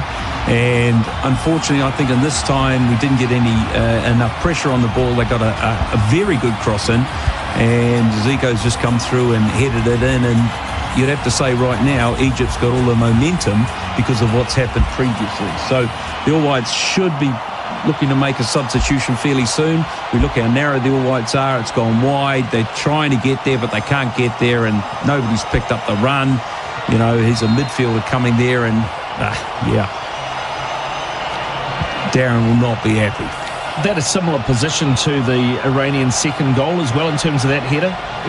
What's going on there with that central too? Well, it's actually between Tim Payne this time. Yeah, but it's really their midfielders coming through, and one of the every there were more coach, numbers in the area. More numbers in the area, but every coach will tell you, if you've been on a coaching course, the number one way goals are conceded is players that will not or cannot track their player. And a player should not have a free header in the box. We've scored from a free header and they've scored from one, but it was the inability to get pressure on the outside cross that became the problem, not necessarily the run in the middle. Right, cool heads required for New Zealand. It's all level and a whole heap of time to go. Momentum with the Pharaohs. They come again. 35 yards from goal, playing it out to the right wing channel. Here's Haney again, finding Mohamed Salah back to goal and tried to twist away from Stamanic. Bell came across, got an important toe in. New Zealand looking to counter. They've got McCowett flooding forward on the left-hand side. Rabia comes across. He's surrounded by 3 Egyptian players, and New Zealand now can push up. They've won a throw-in line at the edge of the top of the area, left-hand side of the field. But how on earth did Mohamed Hani, after delivering the assist for the first goal, find himself in that much space, Chris? Yeah, but it goes back to what we were saying. There's something going on with the wingers inside that are opening up the outside pocket, and unfortunately we haven't adjusted anything yet to stop that. Long throw by Kakacha, headed away. Boxall nods it back in. Hani out to Boxall. He tries to bring it down. That looked like a handball to me. Play on is the call. Boxall's gone down. He's holding his right ankle. He's not happy. He's up. Delivering a sermon from the Mount. Well, he better get going. The Egyptian fans finding their voice. There's plenty of energy from them and their players at the moment. We're past the 60-minute mark. Diagonal ball right wing side. Sure, he's going to be brought down under challenge by Libby Kakache. And all the 50-50 calls seem to be going the way of the Egyptians at the moment. Yeah, the Egyptians have changed the way they're playing from what they did in the first half, and they're reaping the reward from it. I haven't seen any changes from the All Whites to stop it, so we're going to continue to see a lot of crosses coming in and opportunities for the Egyptians if we don't sort out who's picking up that inside channel with the overlapping fullback. There's all sorts of action inside the area. Players have just fallen over. Not sure exactly what's been spotted by the referee. Lau blasted the whistle. Ball was digged into the top of the area. Before the ball's got into the area, the players have gone down. As Boxall had Rabia sort of walking over the top of him. Anyway. And now we replay, and exactly the same thing happens as Libby Kakache's pushed over. And this time a whistle. This is actually... So Rami Rabia, the big rig, the first half substitute, we did mention he's a menace from set piece and scoring goals, also bullying players, it would seem. But this is good for New Zealand. I mean, this takes away their momentum, and I don't know why he's doing that, because he's getting himself involved in all sorts of rubbish, and New Zealand have got an opportunity to settle down. In a game of football, if you're on top, you want the ball to just keep going. You don't want to suddenly stop for stupid fouls and histrionics that mean nothing. So, period of possession for New Zealand. Can they build some confidence through their passing? It's with Payne on the halfway line. He's closed quickly by Marmouche, who's very much playing in that wide left forward at the moment. Zico playing more centrally alongside Mohamed Salah.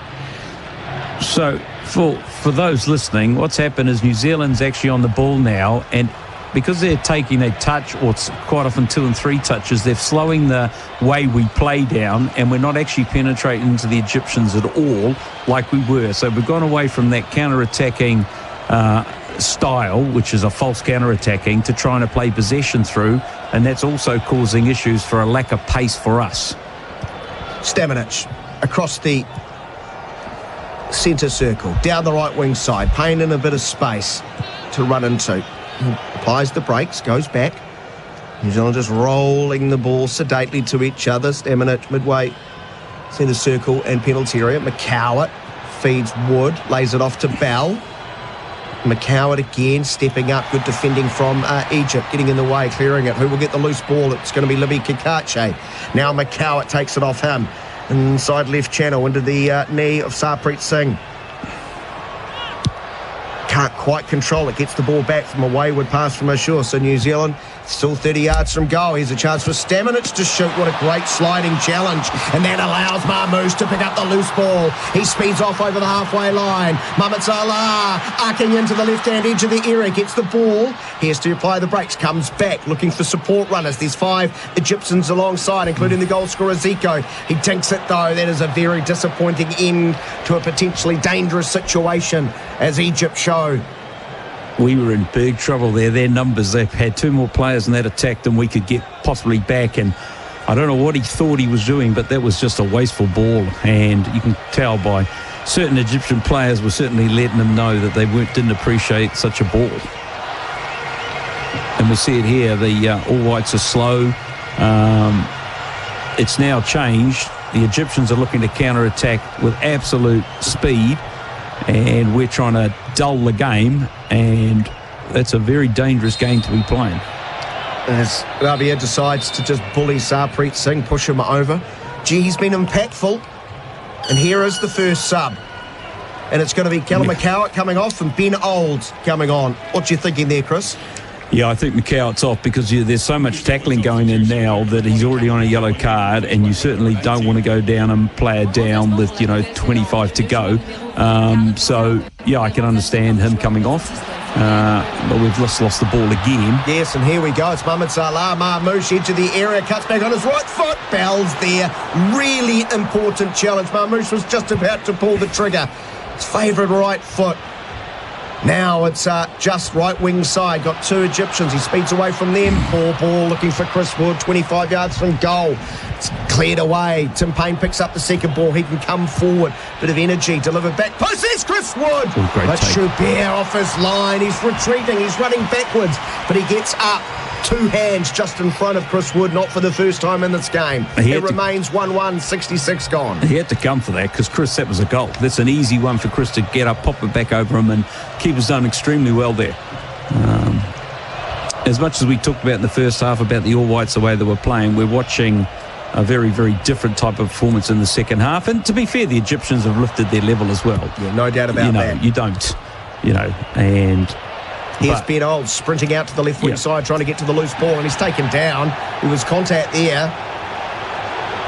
No whistle. Not for the first time.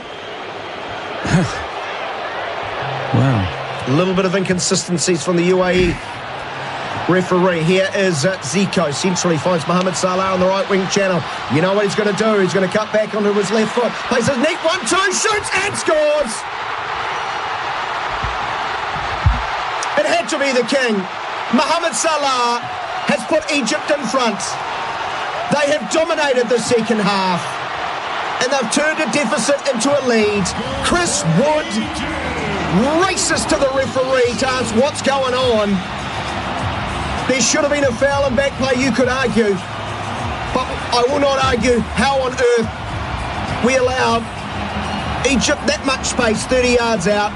Finding Mohamed Salah, a neat 1-2, and he rolls it into the left-hand corner.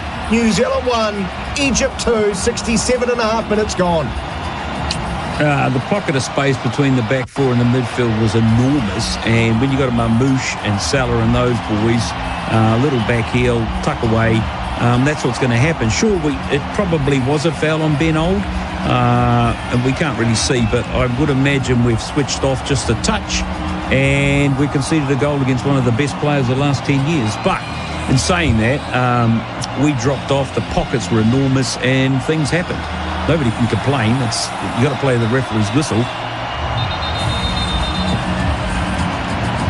Darren Baisley shaking his head on the sideline, arms folded, standing like a statue. Well, he's got to get moving. He's got to get his team back into this game. The Egyptians are absolutely ecstatic, as you can well imagine. For the next 22 minutes, they're just going to look to keep the ball, and they're just going to look to keep the ball. Why is Ben Nold on the sideline? Because he had to receive some attention after that foul, and the rules state you've got to stay off the field. One of the changes to the laws for this. Well, yeah, I get the change, but I didn't think he got treatment.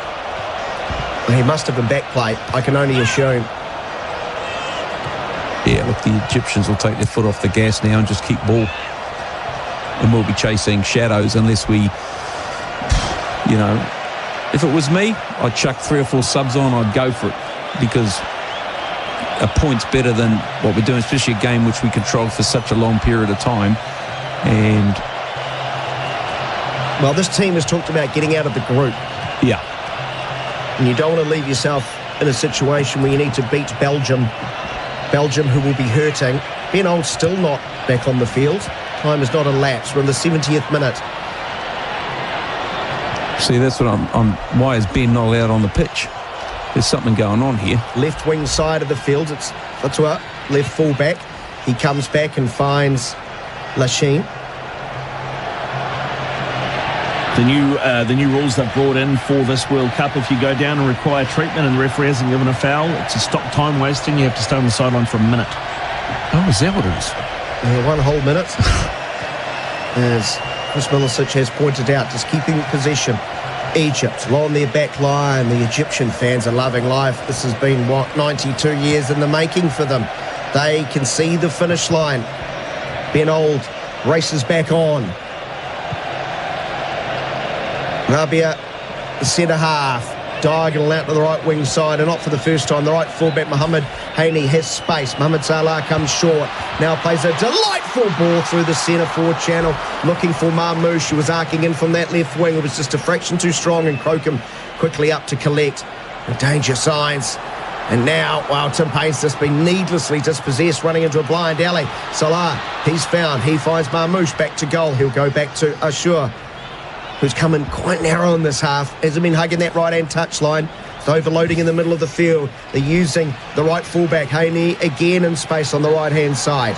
Looked like the Iranian fullback had a field day against New Zealand from the right-hand side. Crocombe throws upfield, but Sarpreet Singh, who's had a mixed 71 minutes, allows the ball to hit his heel, go backwards, and Egypt can attack again. But Ben Old's trying to win it back. Can't do so. Oh, it's all one-way traffic. Played into the feet of Marmouche, who theatrically goes down. If you're not going to call him at the other end, don't call that one. Yeah, good decision from the referee. Here's Payne.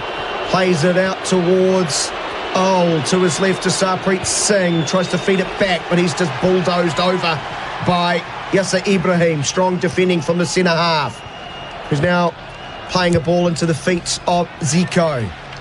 So Zico's playing off Mohamed Salah. That is the tactical shift personnel-wise. Marmouche is playing out on the left-hand side, and it's worked a treat in this half. If you think they've got one up top, they've got Salah just from behind, but both the wide players are now playing inside into quite a narrow, almost an attacking central midfield pocket.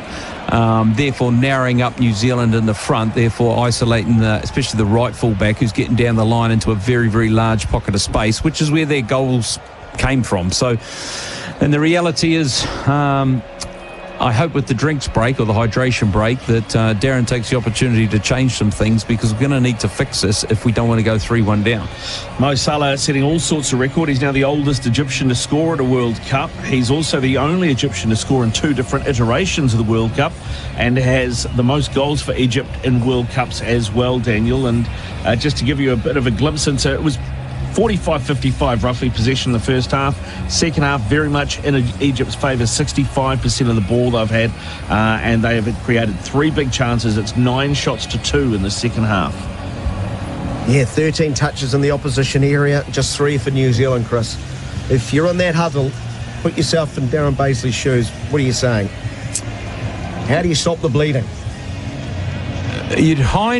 There's two things you can do. You can either say we've got to man mark a little bit more into the pocket and then deny. We've got to get closer to the player that receives the ball. But the Egyptians are doing it very well. Marmouche and those guys in the pocket, they're not waiting. The ball comes in, it's one touch around the corner. It's something goes immediately to open up the channel. It is a very Egyptian way they play. If you watch Al-Ahly and those sorts of, not Al-Ahly, the teams, the Egyptian teams, they really do overload the outside. And they've gone back to what I would consider, if you do any analysis, they're playing an Egyptian style of football. But New Zealand's not helping itself. As just before those goals started, we were talking about how slow the ball speed of the New Zealand team had become, how they were sort of just rolling it. And unfortunately, in that regard, that sort of can hurt the New Zealand team, because when we look most dangerous, and we've all been a bit surprised in this World Cup, it's just the speed of a false counter-attack where the ball's moving and everybody's moving quickly. So one substitution so far. We've got Sarpreet Singh still on the pitch, who's also on a yellow card. Will you look to, is it a Lockie Bayliss or is it a Ryan Thomas that plays that role, comes on? I think that where we are right now, if this is your starting lineup for the third game, you put on players hoping to get a goal or something, but I'd be making 2 or 3 subs round about now. Could be Lockie Bayliss, could be Ryan Thomas. You could look to change one of the fullbacks, and just see what you can achieve. Would you play Costa through the middle off Chris? There's a reason why Costa's not playing, and I don't know what the reason is. And the answer to that would be yes, I would.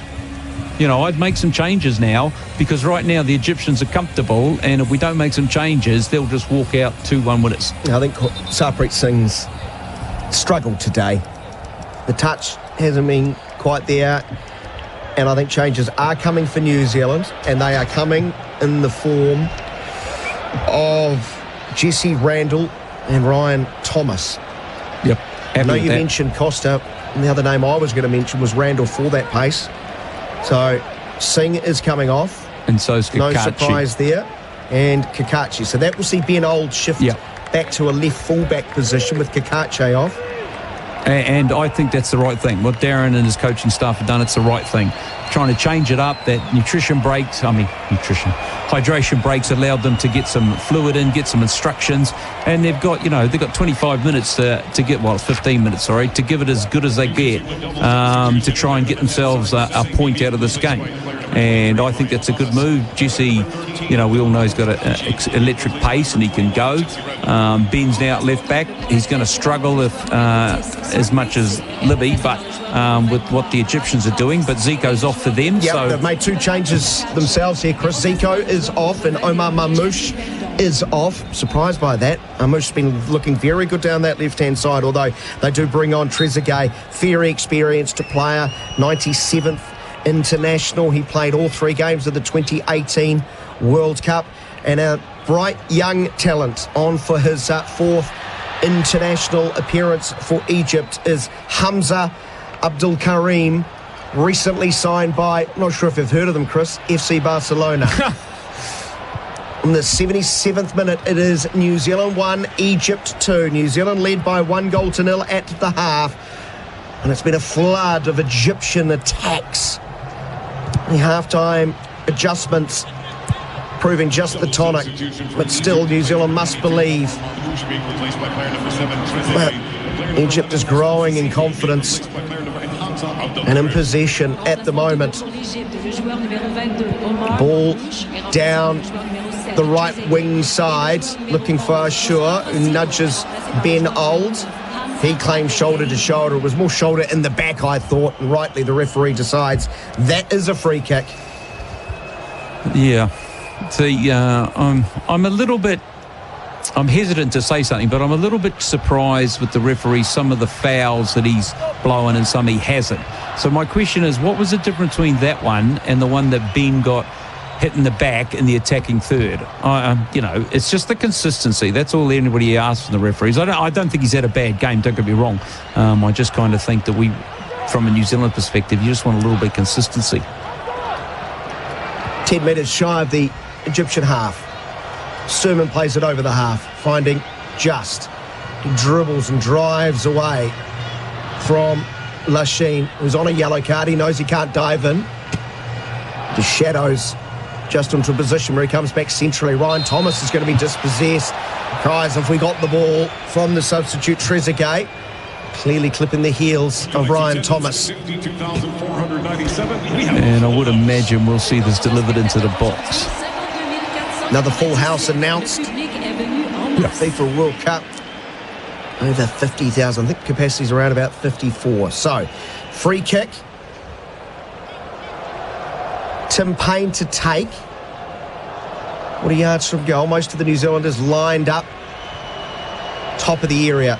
He's going to deliver towards the back post, and it was...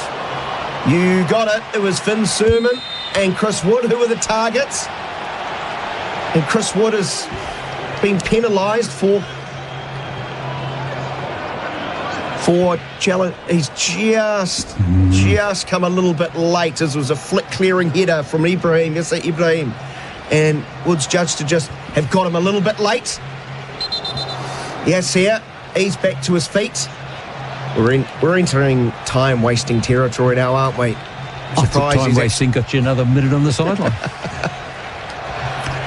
Bet you we don't see that.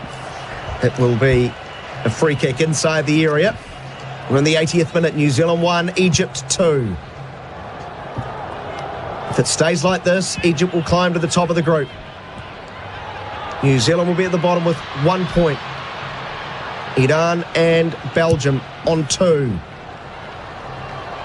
Old drives past Salah from the left full-back position, tries to play it through traffic. It's spat straight back into the path of Mohamed Salah. He just calmly rolls it, finds Sure. He dinks the ball in across towards the penalty spot. Glancing header away by Payne. Still not out. Shot in towards Crocombe. He's comfortable. It was off the right foot of the left fullback, his weaker foot, Fatua.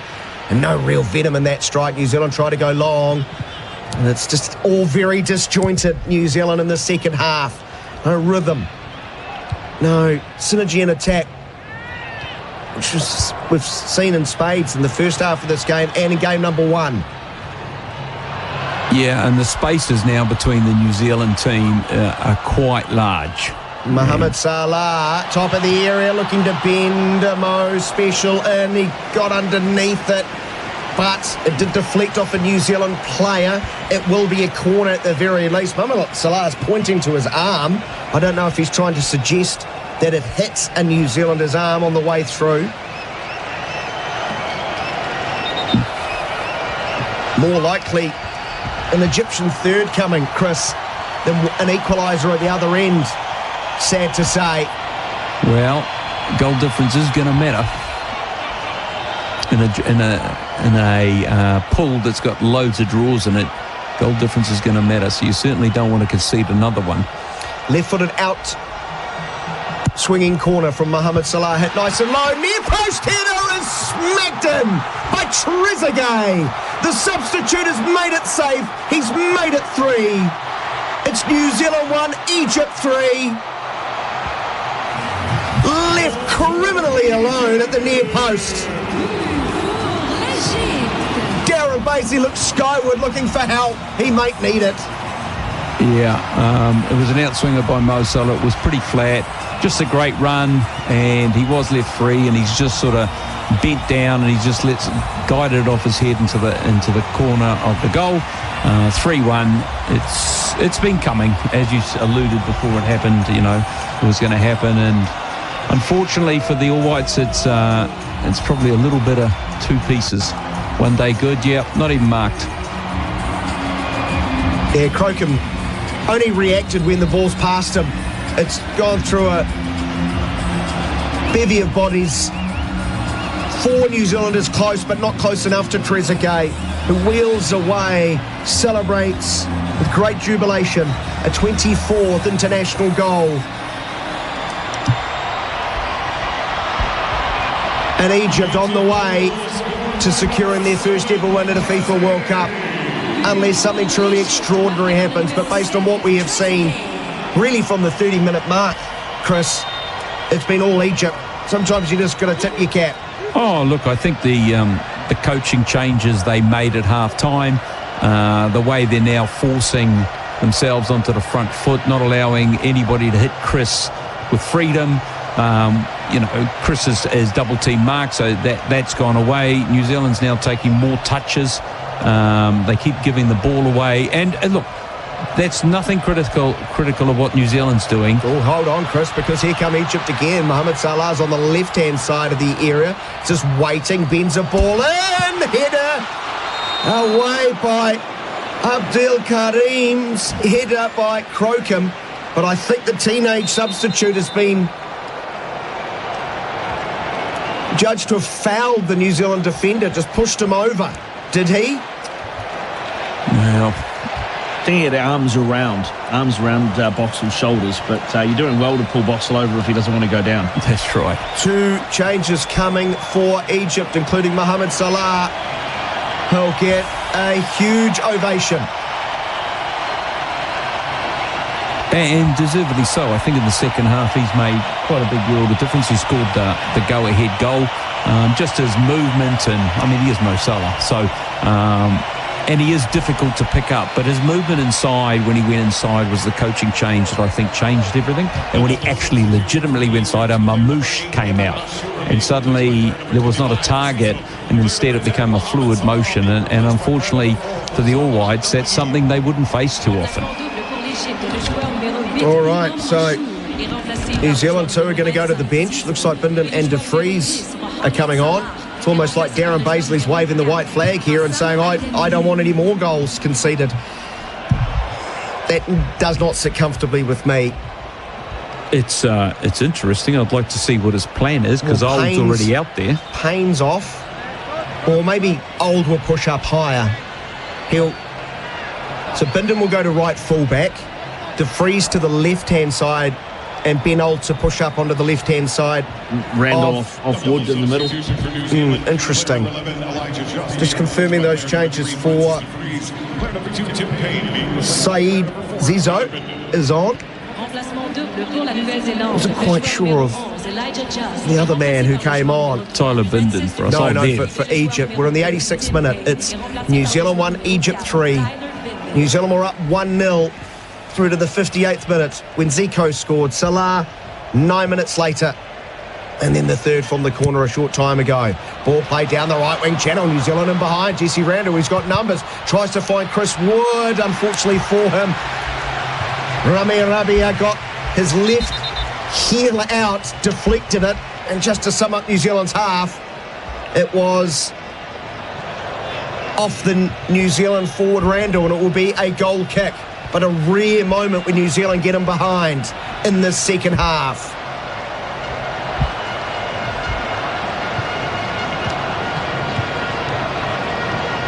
Bindon's first touch, the right fullback, tries to play it down the line, looking for a teammate, pushed out by, that's Ate. Play on is the call as New Zealand try to run the ball down the right-hand sideline, but it's pushed out. It might be an Egyptian throw. Indeed it is. They take it reasonably quickly, but New Zealand counter-press, win it back nicely, and that should be a New Zealand throw. Thomas down that right-hand side, socks almost around the ankle. Mustachioed midfielder goes inside the area. New Zealand through Boxall to launch a long throw. Plenty of numbers forward. He hurls it long, high, top of the 6-yard box, headed out to Bell. Bell lofts it back in, nodded down by Sermon. Laid off, Stamanic there to pull the trigger. Toe in, an important one by Egypt. Out to Old on this near touchline. The left-sided midfielder has Bell. Bell comes backwards, finds De Vries. De Vries looking to diagonal, switch the play. Randall goes up. That skimmed off the head of the Egyptian left fullback. That will be a throw to New Zealand. We're on the 88th minute. It's New Zealand 1, Egypt 3. We could have as many as 6 extra minutes. There's been enough substitutions, and of course the bend old thing. So, it's be good. If they got a goal here, they could probably mount some pressure. Boxall to throw. It's sliced up and away for a corner. New Zealand scored in the first half through a corner. The big boys will remain up. And Francis is on the pitch, and I would imagine he's about to take this. And as everybody knows, Francis' dead ball delivery is probably the best in the whole squad. So left-footed in-swinger will be Chris Woods is being chased around that 6-yard box as he's trying to get some space. So, what's the delivery like? Plenty of numbers inside that 6-yard box. Delivery's pretty good. Up they go. Headed away, though, in front of Chris Wood, and a chance for Egypt to break. They're flooding forward through the centre-forward channel. Rushing back is Ben Old, who calmly is just going to take it away from Trezeguet, one of the goal scorers and substitutes. He now rolls it to De Vries, who's in the right full-back position. He comes back in to a central position. Bell, 5 yards shy of the halfway line. We're in the 89th minute. Time is running out. Can New Zealand claw back a consolation goal? They haven't constructed much from open play in this second half. The opening 30 minutes, much different story. They started so positively. De Vries bends a ball in top of the area, laid off poorly by Chris Woods. You don't say that too often. He was just trying to nudge it into the path of Old running in from a left wing position. It's gone out over the line for a goal kick. In fact, doesn't matter because Chris Wood was adjudged to have been offside anyway. That was an interesting call, but it's difficult for us to tell from here. As the keeper, Schubert, just steals another 15 metres. He will take. He launches out to left wing side, but the New Zealand right fullback Bindon wins the header. Here's a galloping run by Randall. Gets away from two. Now arcs back in. And then he's just out-muscled. Nothing wrong with that, according to the referee.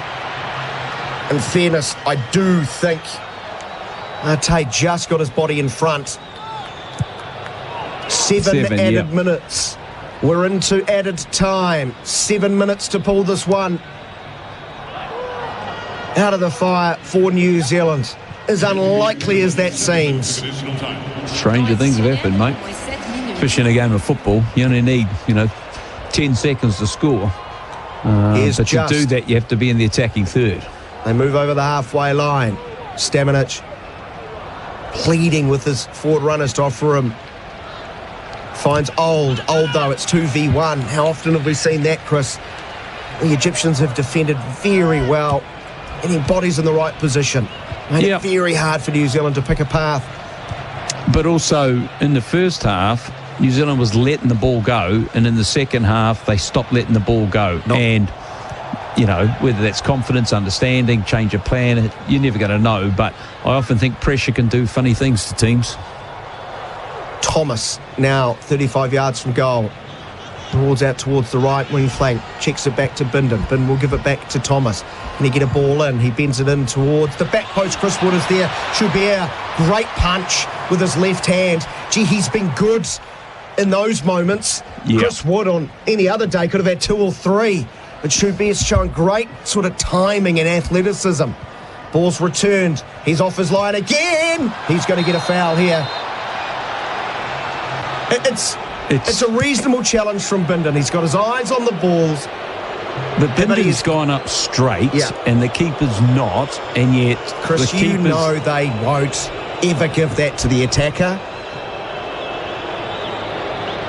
He's headed his arm. Yeah, that's just not a foul. It's just not a foul. Can I politely disagree?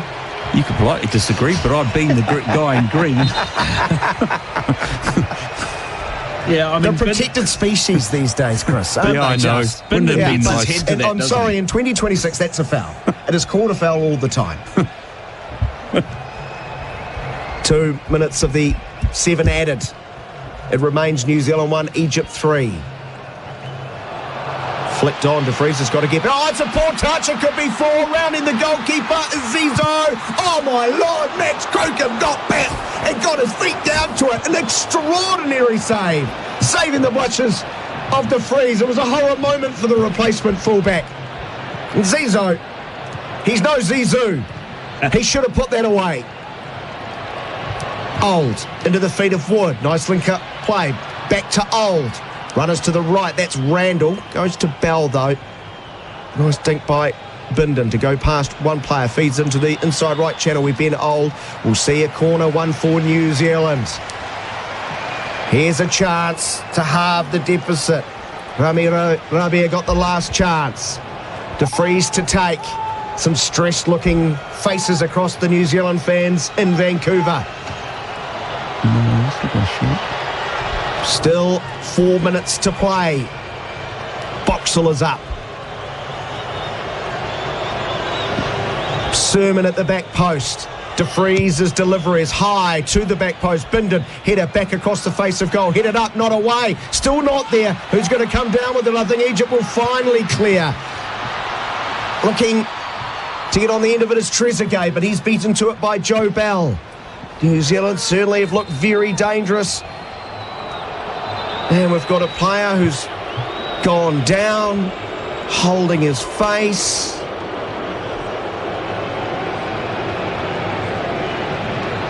Not sure what you saw, Chris.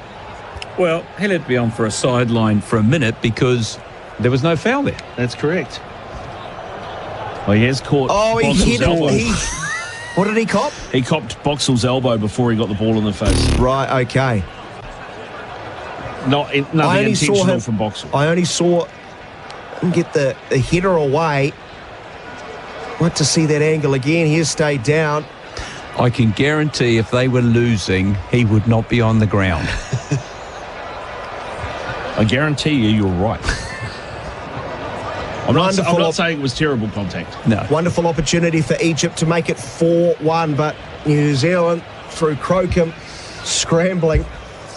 There's the replacement, Said Zizo. He did not trust his left foot, Chris. No. The goal is calling his name. But he also... 45-degree angle. If he shoots with the left, there's no one back there. He tries to cut it back to the right-hand side, and that allowed New Zealand that all-important time 100%, to get back. Except there's this thing that happens quite often. Once the people beat the keeper, they think the keeper's lying on the ground. But the keeper's coming, and he just happened to just take his time, think he's going to tuck it around, and if you allow the keeper just enough time to recover, he is coming, and Max did a great job there getting his foot down. But he also allowed Michael Boxall time to get back on the line. Yeah, and so, you know... It should be 4. It should be 4. And... yeah, this is just going on, this guy. A lot of questions to be asked about what the All Whites coaches changed at halftime. What they didn't do against Iran is change, right? They kept going forward even though they led twice. They did it. I think they were very slow to adjust to the opening 15-20 minutes where Egypt had tinkered themselves. And again, they profited down that right-hand side. The right fullbacks have given New Zealand nightmares at this tournament. Razier in the first game. As good to see Hassam Abdelmajid back to his feet, the replacement centre half. Oh, and he is sporting a heck of a black eye. That is swollen up. Accidental elbow, so he'll go off the field.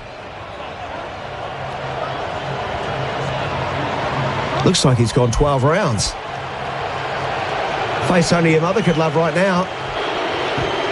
Most of us had those faces, mate. 6.5 minutes of the added 7. But with that break, there's going to be a few more, has to be said. He's sprinting to the sidelines to get back on. The New Zealanders saying 1 minute, 1 minute. There was no foul. Hassam literally having to hold him back, the fourth official. He wants to get on. Play resumes. Ball's played out poorly out to the left wing channel, and that's an easy header away. New Zealand will have the throw. Staminit's 30 yards from goal. We're past the 7 added minutes. We're now in the arms of the referee, De Vries. Has it taken off his toe, pushed out by the industrious Marawanate. We must have 3 minutes. That guy was down for a good period of time. Here's another long throw for New Zealand. De Vries now on the left-hand side to take. Just waits. He needs to get on with it. 5 seconds to get the throw in. He delivers. Huge one inside the 6-yard box. It spits out to Staminit. He shoots and it's deflected in on goal. And a great save by Shubir. I'm not sure he knew much about it. Hold on, it's a 3-on-2 at the other end. Here go Egypt galloping downfield. Man over on the left-hand side. They could not get through to him. Ball's played in. And Crocombe gets off his line and 7 yards out, gets an important touch. And onto Trezeguet.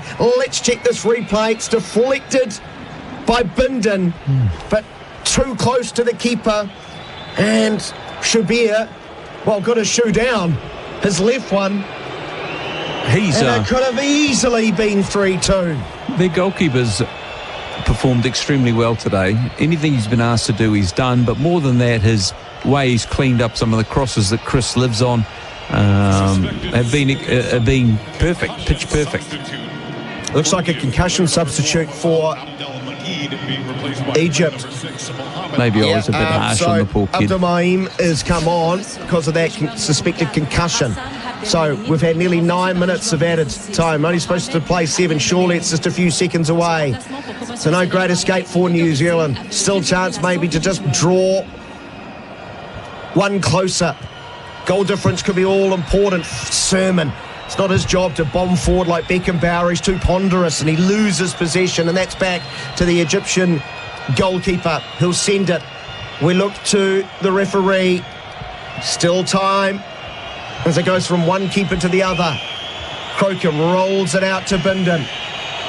The whistle sound from the Egyptian fans. Long diagonal out towards Wood, left-hand side. All the second balls have just been picked up by Egypt in this half. They clear it up over the halfway line. Trezeguet now brings it down and he'll roll it into the feet of Arte. The central midfielder rolls to the right-hand side. Here's Zizo to his right. He had Haney presenting for about the 4 millionth time this game, but he decides to go back in. Now back to Arte. Bell trying to close down, but it's just returned to the number 19, Madawan Arte. Now down the right-hand side, though, finds Zizo. He tries to get an early ball in, but it's off Boxall and a corner. And the game will finish at the New Zealand end of the field. Yes, the final whistle sounds. It's all over in Vancouver. 92 years after their first ever FIFA World Cup game, Egypt have finally won on football's greatest stage. But boy, they were made to work. Down 1-0 after 15 minutes thanks to a bullet header from Finn Sermon. The Pharaohs, though, have reigned supreme in Vancouver, starting to take a grip of the game late in the first half. But no two ways about it in the second. There was a gulf between them. A gulf between Egypt and New Zealand. 3 second-half goals. 59 minutes, Zico equalised. The king himself, Mohamed Salah, after 67. And then Trezeguet with the icing on the cake. And it finishes in Vancouver. New Zealand 1, Egypt 3. And New Zealand will head to their final group game against Belgium, needing all 3. The thoughts of Chris Milicic. Yeah, they're going to have to beat Belgium, and I mean, imagine saying that. You're going to have to go and beat Belgium, De Bruyne and all of them. I think at the end of the day today, Egypt thoroughly deserved their win. The amount of momentum they created and the goal-scoring opportunity, and they could have scored another 1 or 2. In saying that, New Zealand had a couple of chances early in the second half. McCowart's header, they could have done something. But I think fundamentally you'd have to ask the changes that Egypt did won them the game, and it's very difficult to see how we reacted to that.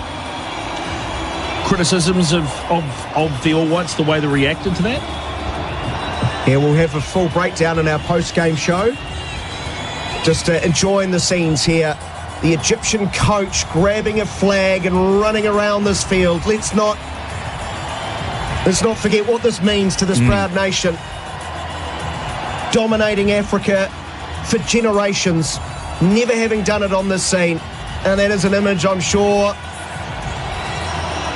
that will be replayed over and over as the Egyptian coach and support staff do a victory lap with the Egyptian flag. A proud moment for them. Hugely disappointing one for the New Zealanders. who again, for a third time at this tournament, were in front, unable to see it through, and their wait for a first win continues. We'll wrap things up as far as live commentary of this game here on Sport Nation, but we are the home of the FIFA World Cup 2026. We've got a full recap as we will dissect what has happened in Vancouver, where it is finished. New Zealand 1, Egypt 3.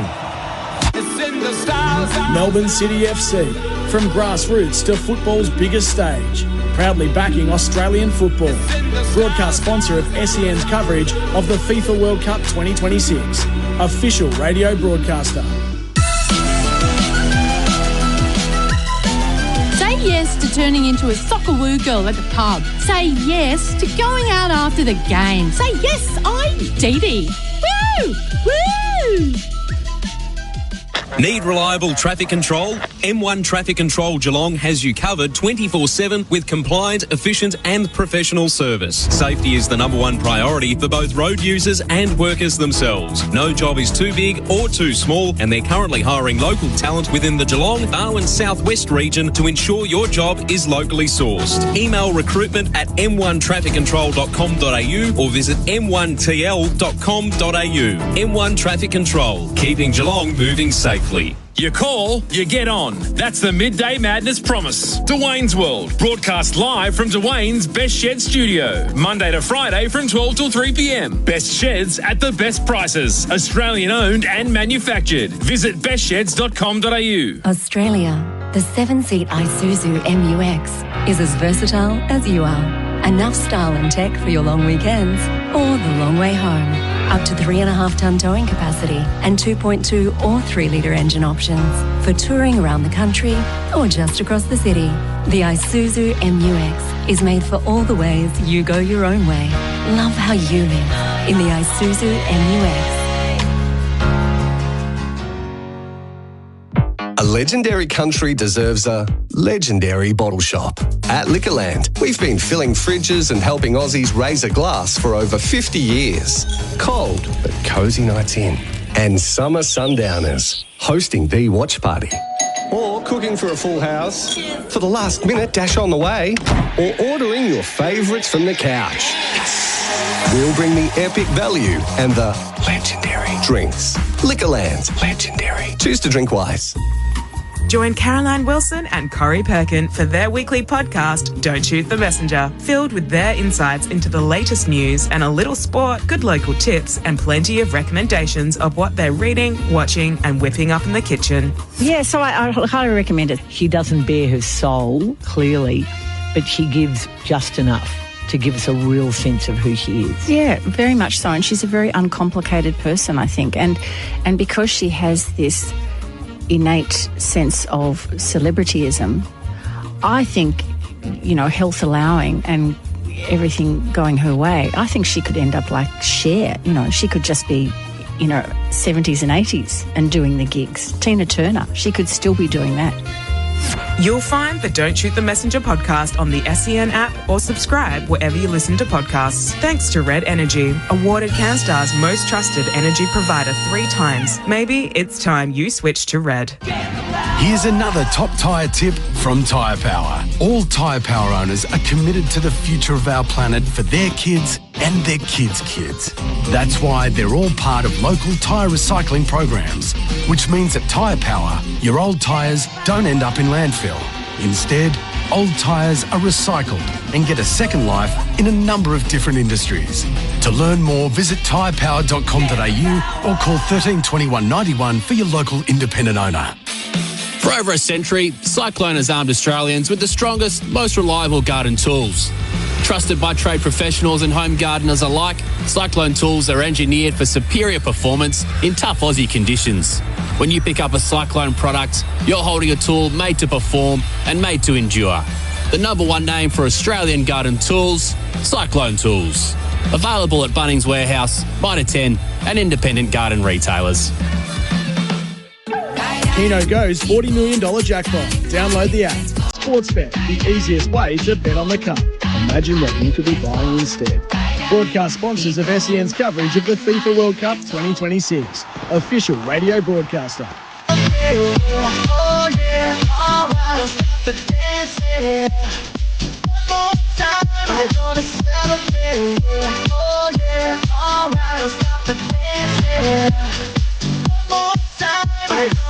This is the Studs Up post-game show with myself, Ricardo Ball, Nathan Elaine, Daniel McCarty, Chris Milicic alongside us.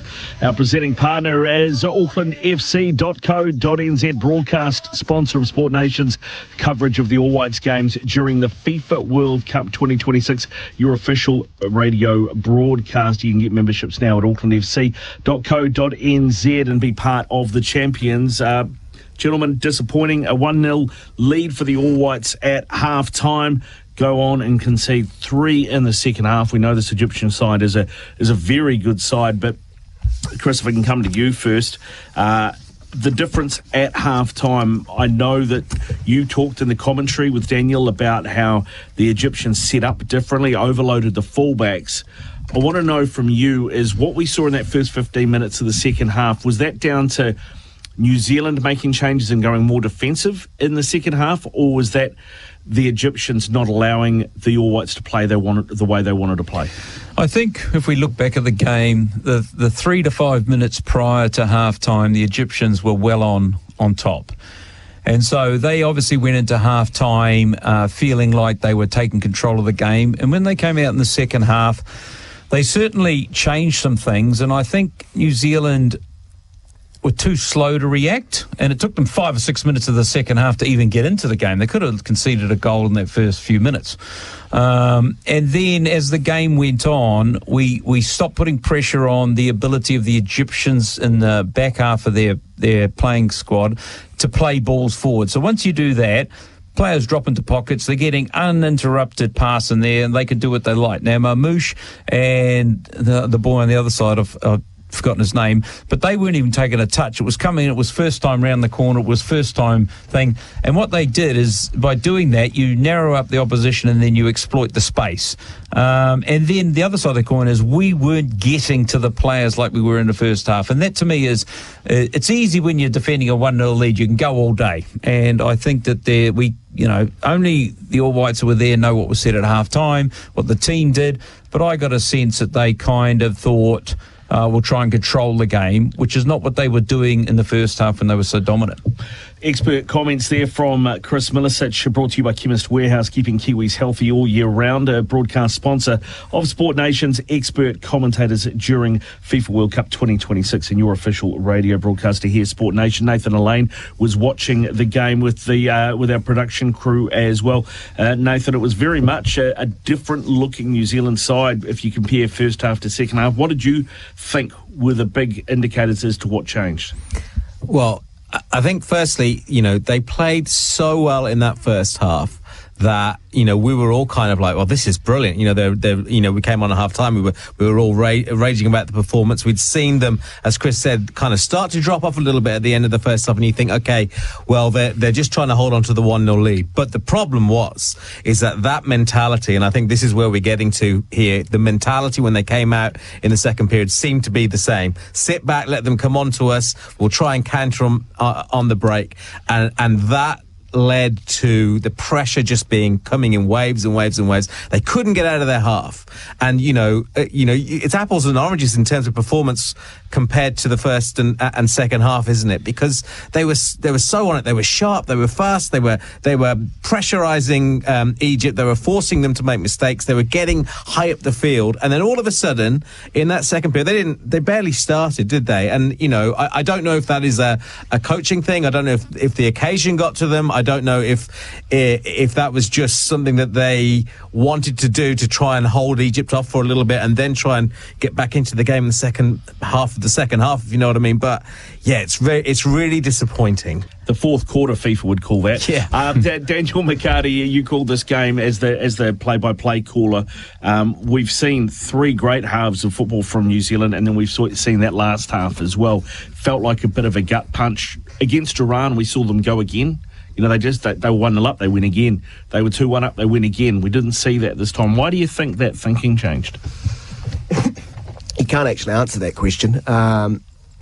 I think I made a comment to you off air, fellas. You'd feel a lot better about this performance if you'd swap the halves around. If you played that poorly and then you'd finish, but to be one goal to the good against the side, and Chris, I'll say it again, they haven't won a game in 92 years. There's so much pressure on the side. I think you needed to be assertive. I think you needed to go at them, and New Zealand just retreated. How often did we say Chris Wood 35 yards from goal? Not their goal, our goal.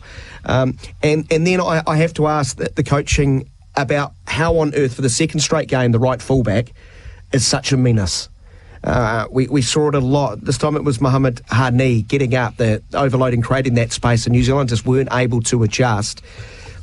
And I think in possession we were a little bit ponderous compared to the very high levels in the first half. We were in sort of dizzying heights in the first half. Couldn't quite believe what we were seeing.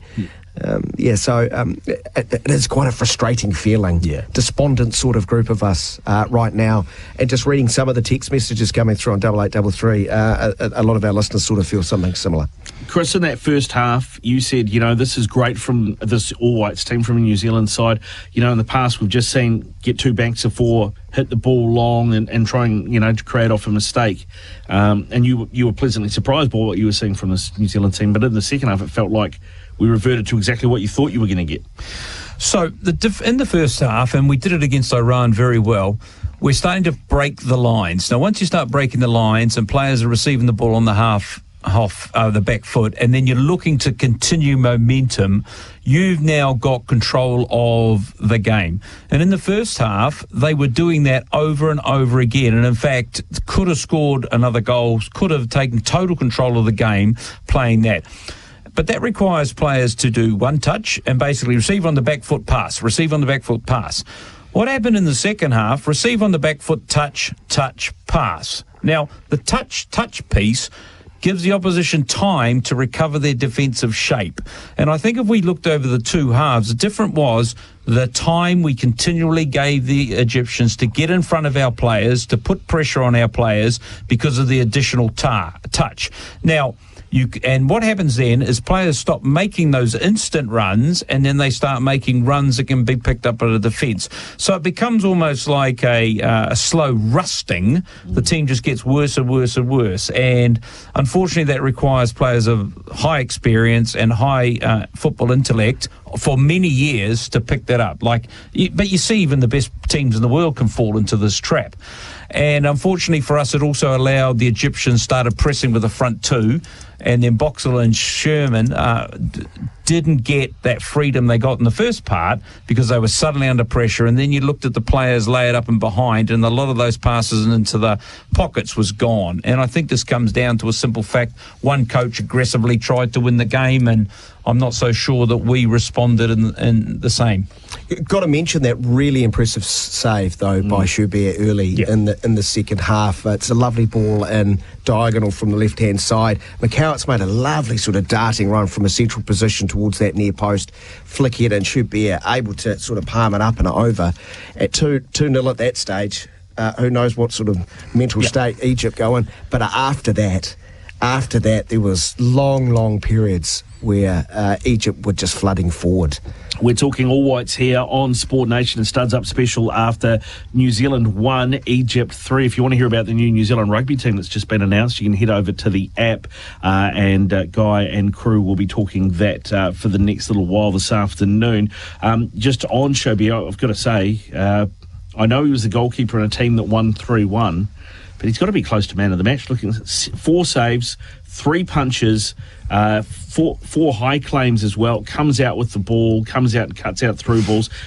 I mean, he really stopped New Zealand doing a lot. Yeah, it could have been a lot more if it wasn't for him. It's Mo Salah, right? He scored a goal at a World Cup. It's the Stars World Cup who gets games. But just a lack of intensity. Listening to Chris, that extra touch, the willingness to let it go, to let it flow. It looked like to me we weren't as intense in that second half. You look at the way that these two games have gone, right? And we talked in that first game about moments, and Ricardo talked about the goalkeeper save from McCowart's header, and unfortunately the contrast to that is the moment for the All Whites. So we're looking at the replay now of that equalising goal.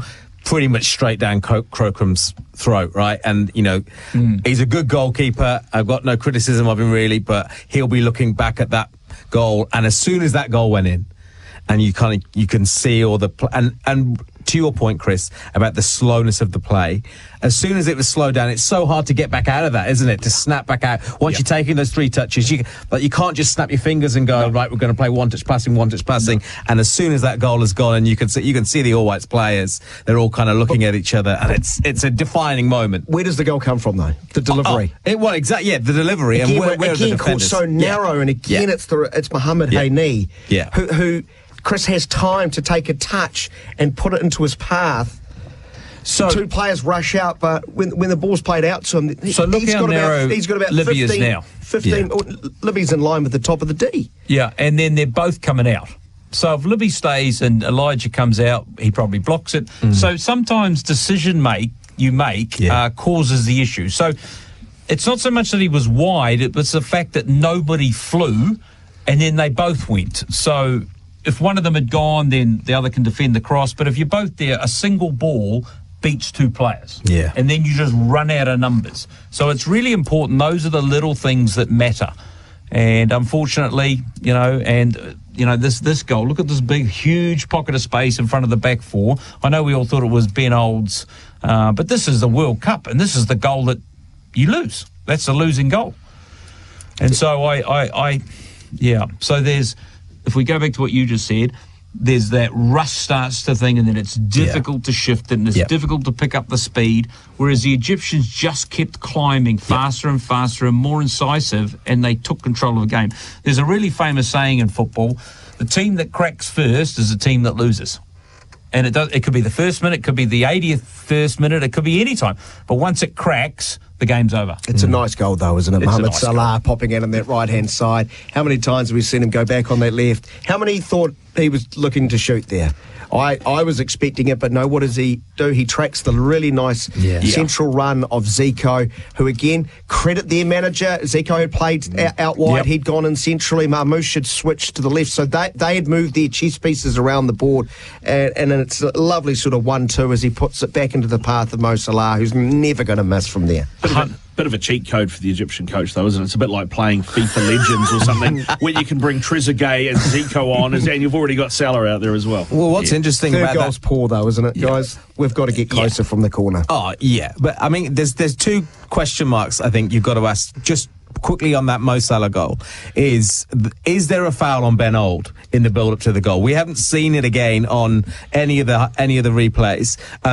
As soon as that goal went in, Chris Wood is complaining to the referee, and Old is on the deck, and it's like, where's the free kick? I'm wondering if the touch from Ben Old has made up the referee's mind. It's a really heavy touch. I actually wonder if the ref's gone, well, he's not in control of that ball. I thought it was a foul. Yeah. I think there's definite contact for a foul, but I'm not sure Ben Old's actually in possession of the ball. I don't think he would. I think it would go out. I think this is the one the referee's, what he's seen, and don't forget, he's got a very different angle to what we've got. And I thought it was a foul, but I also thought how many of the New Zealanders have just stopped? Yeah. And no one's run over there and just launched themselves into someone or blocked it or anything. They've allowed a ball down the line, and the back 4's backed off, and suddenly there's this enormous pocket. It's 3v4. Yeah. And we're talking Salah and those guys picking the ball up. And so maybe that's a little bit of naivety, or I'm not sure. I don't know why that All Whites to be naive. They're full of professional players that play week in and week out at a very decent level, most of them. You're on Sport Nation. It is a Studs Up special brought to you by aucklandfc.co.nz. Get your season tickets for next season. Join the Champions, broadcast sponsor of Sport Nation's coverage of the All Whites games during the FIFA World Cup 2026. Your official radio broadcaster. Coming up shortly, we'll hear from both the Whites coach Darren Baisley and the goal scorer Finn Sermon. Keno Go's $40 million jackpot. Download the app. Sportsbet, the easiest way to bet on the cup. Imagine what you could be buying instead. Broadcast sponsors of SEN's coverage of the FIFA World Cup 2026. Official radio broadcaster. In the market for a quality Australian manufactured shed? Because right now, you can save 15% off a Best Shed shed before end of financial year. But hurry, this 15% off end of financial year sale must end June 30. So the sooner you treat yourself to a Best Shed shed, the more you'll save on one of their built-to-last Aussie-built sheds that also come with a 20-year manufacturer's warranty. Hurry, save 15% off for a limited time at bestsheds.com.au. New job, new course, tree change or seat change. Go to the job site that gets you. View Jobs, Australia's home of regional jobs. Whether it's a builder in Ballarat, nurse in Newcastle, or whichever town you're listening in right now, when you go to viewjobs.com.au, you can find your next local role in the region you love or take the next step with new skills. View Jobs is where locals level up. Australia's home of regional jobs. Viewjobs.com.au. A legendary country deserves a legendary bottle shop. At Liquorland, we've been filling fridges and helping Aussies raise a glass for over 50 years. Cold, but cosy nights in. And summer sundowners, hosting the watch party. Or cooking for a full house, for the last minute dash on the way, or ordering your favourites from the couch. We'll bring the epic value and the legendary drinks. Liquorland, legendary. Choose to drink wise. For 100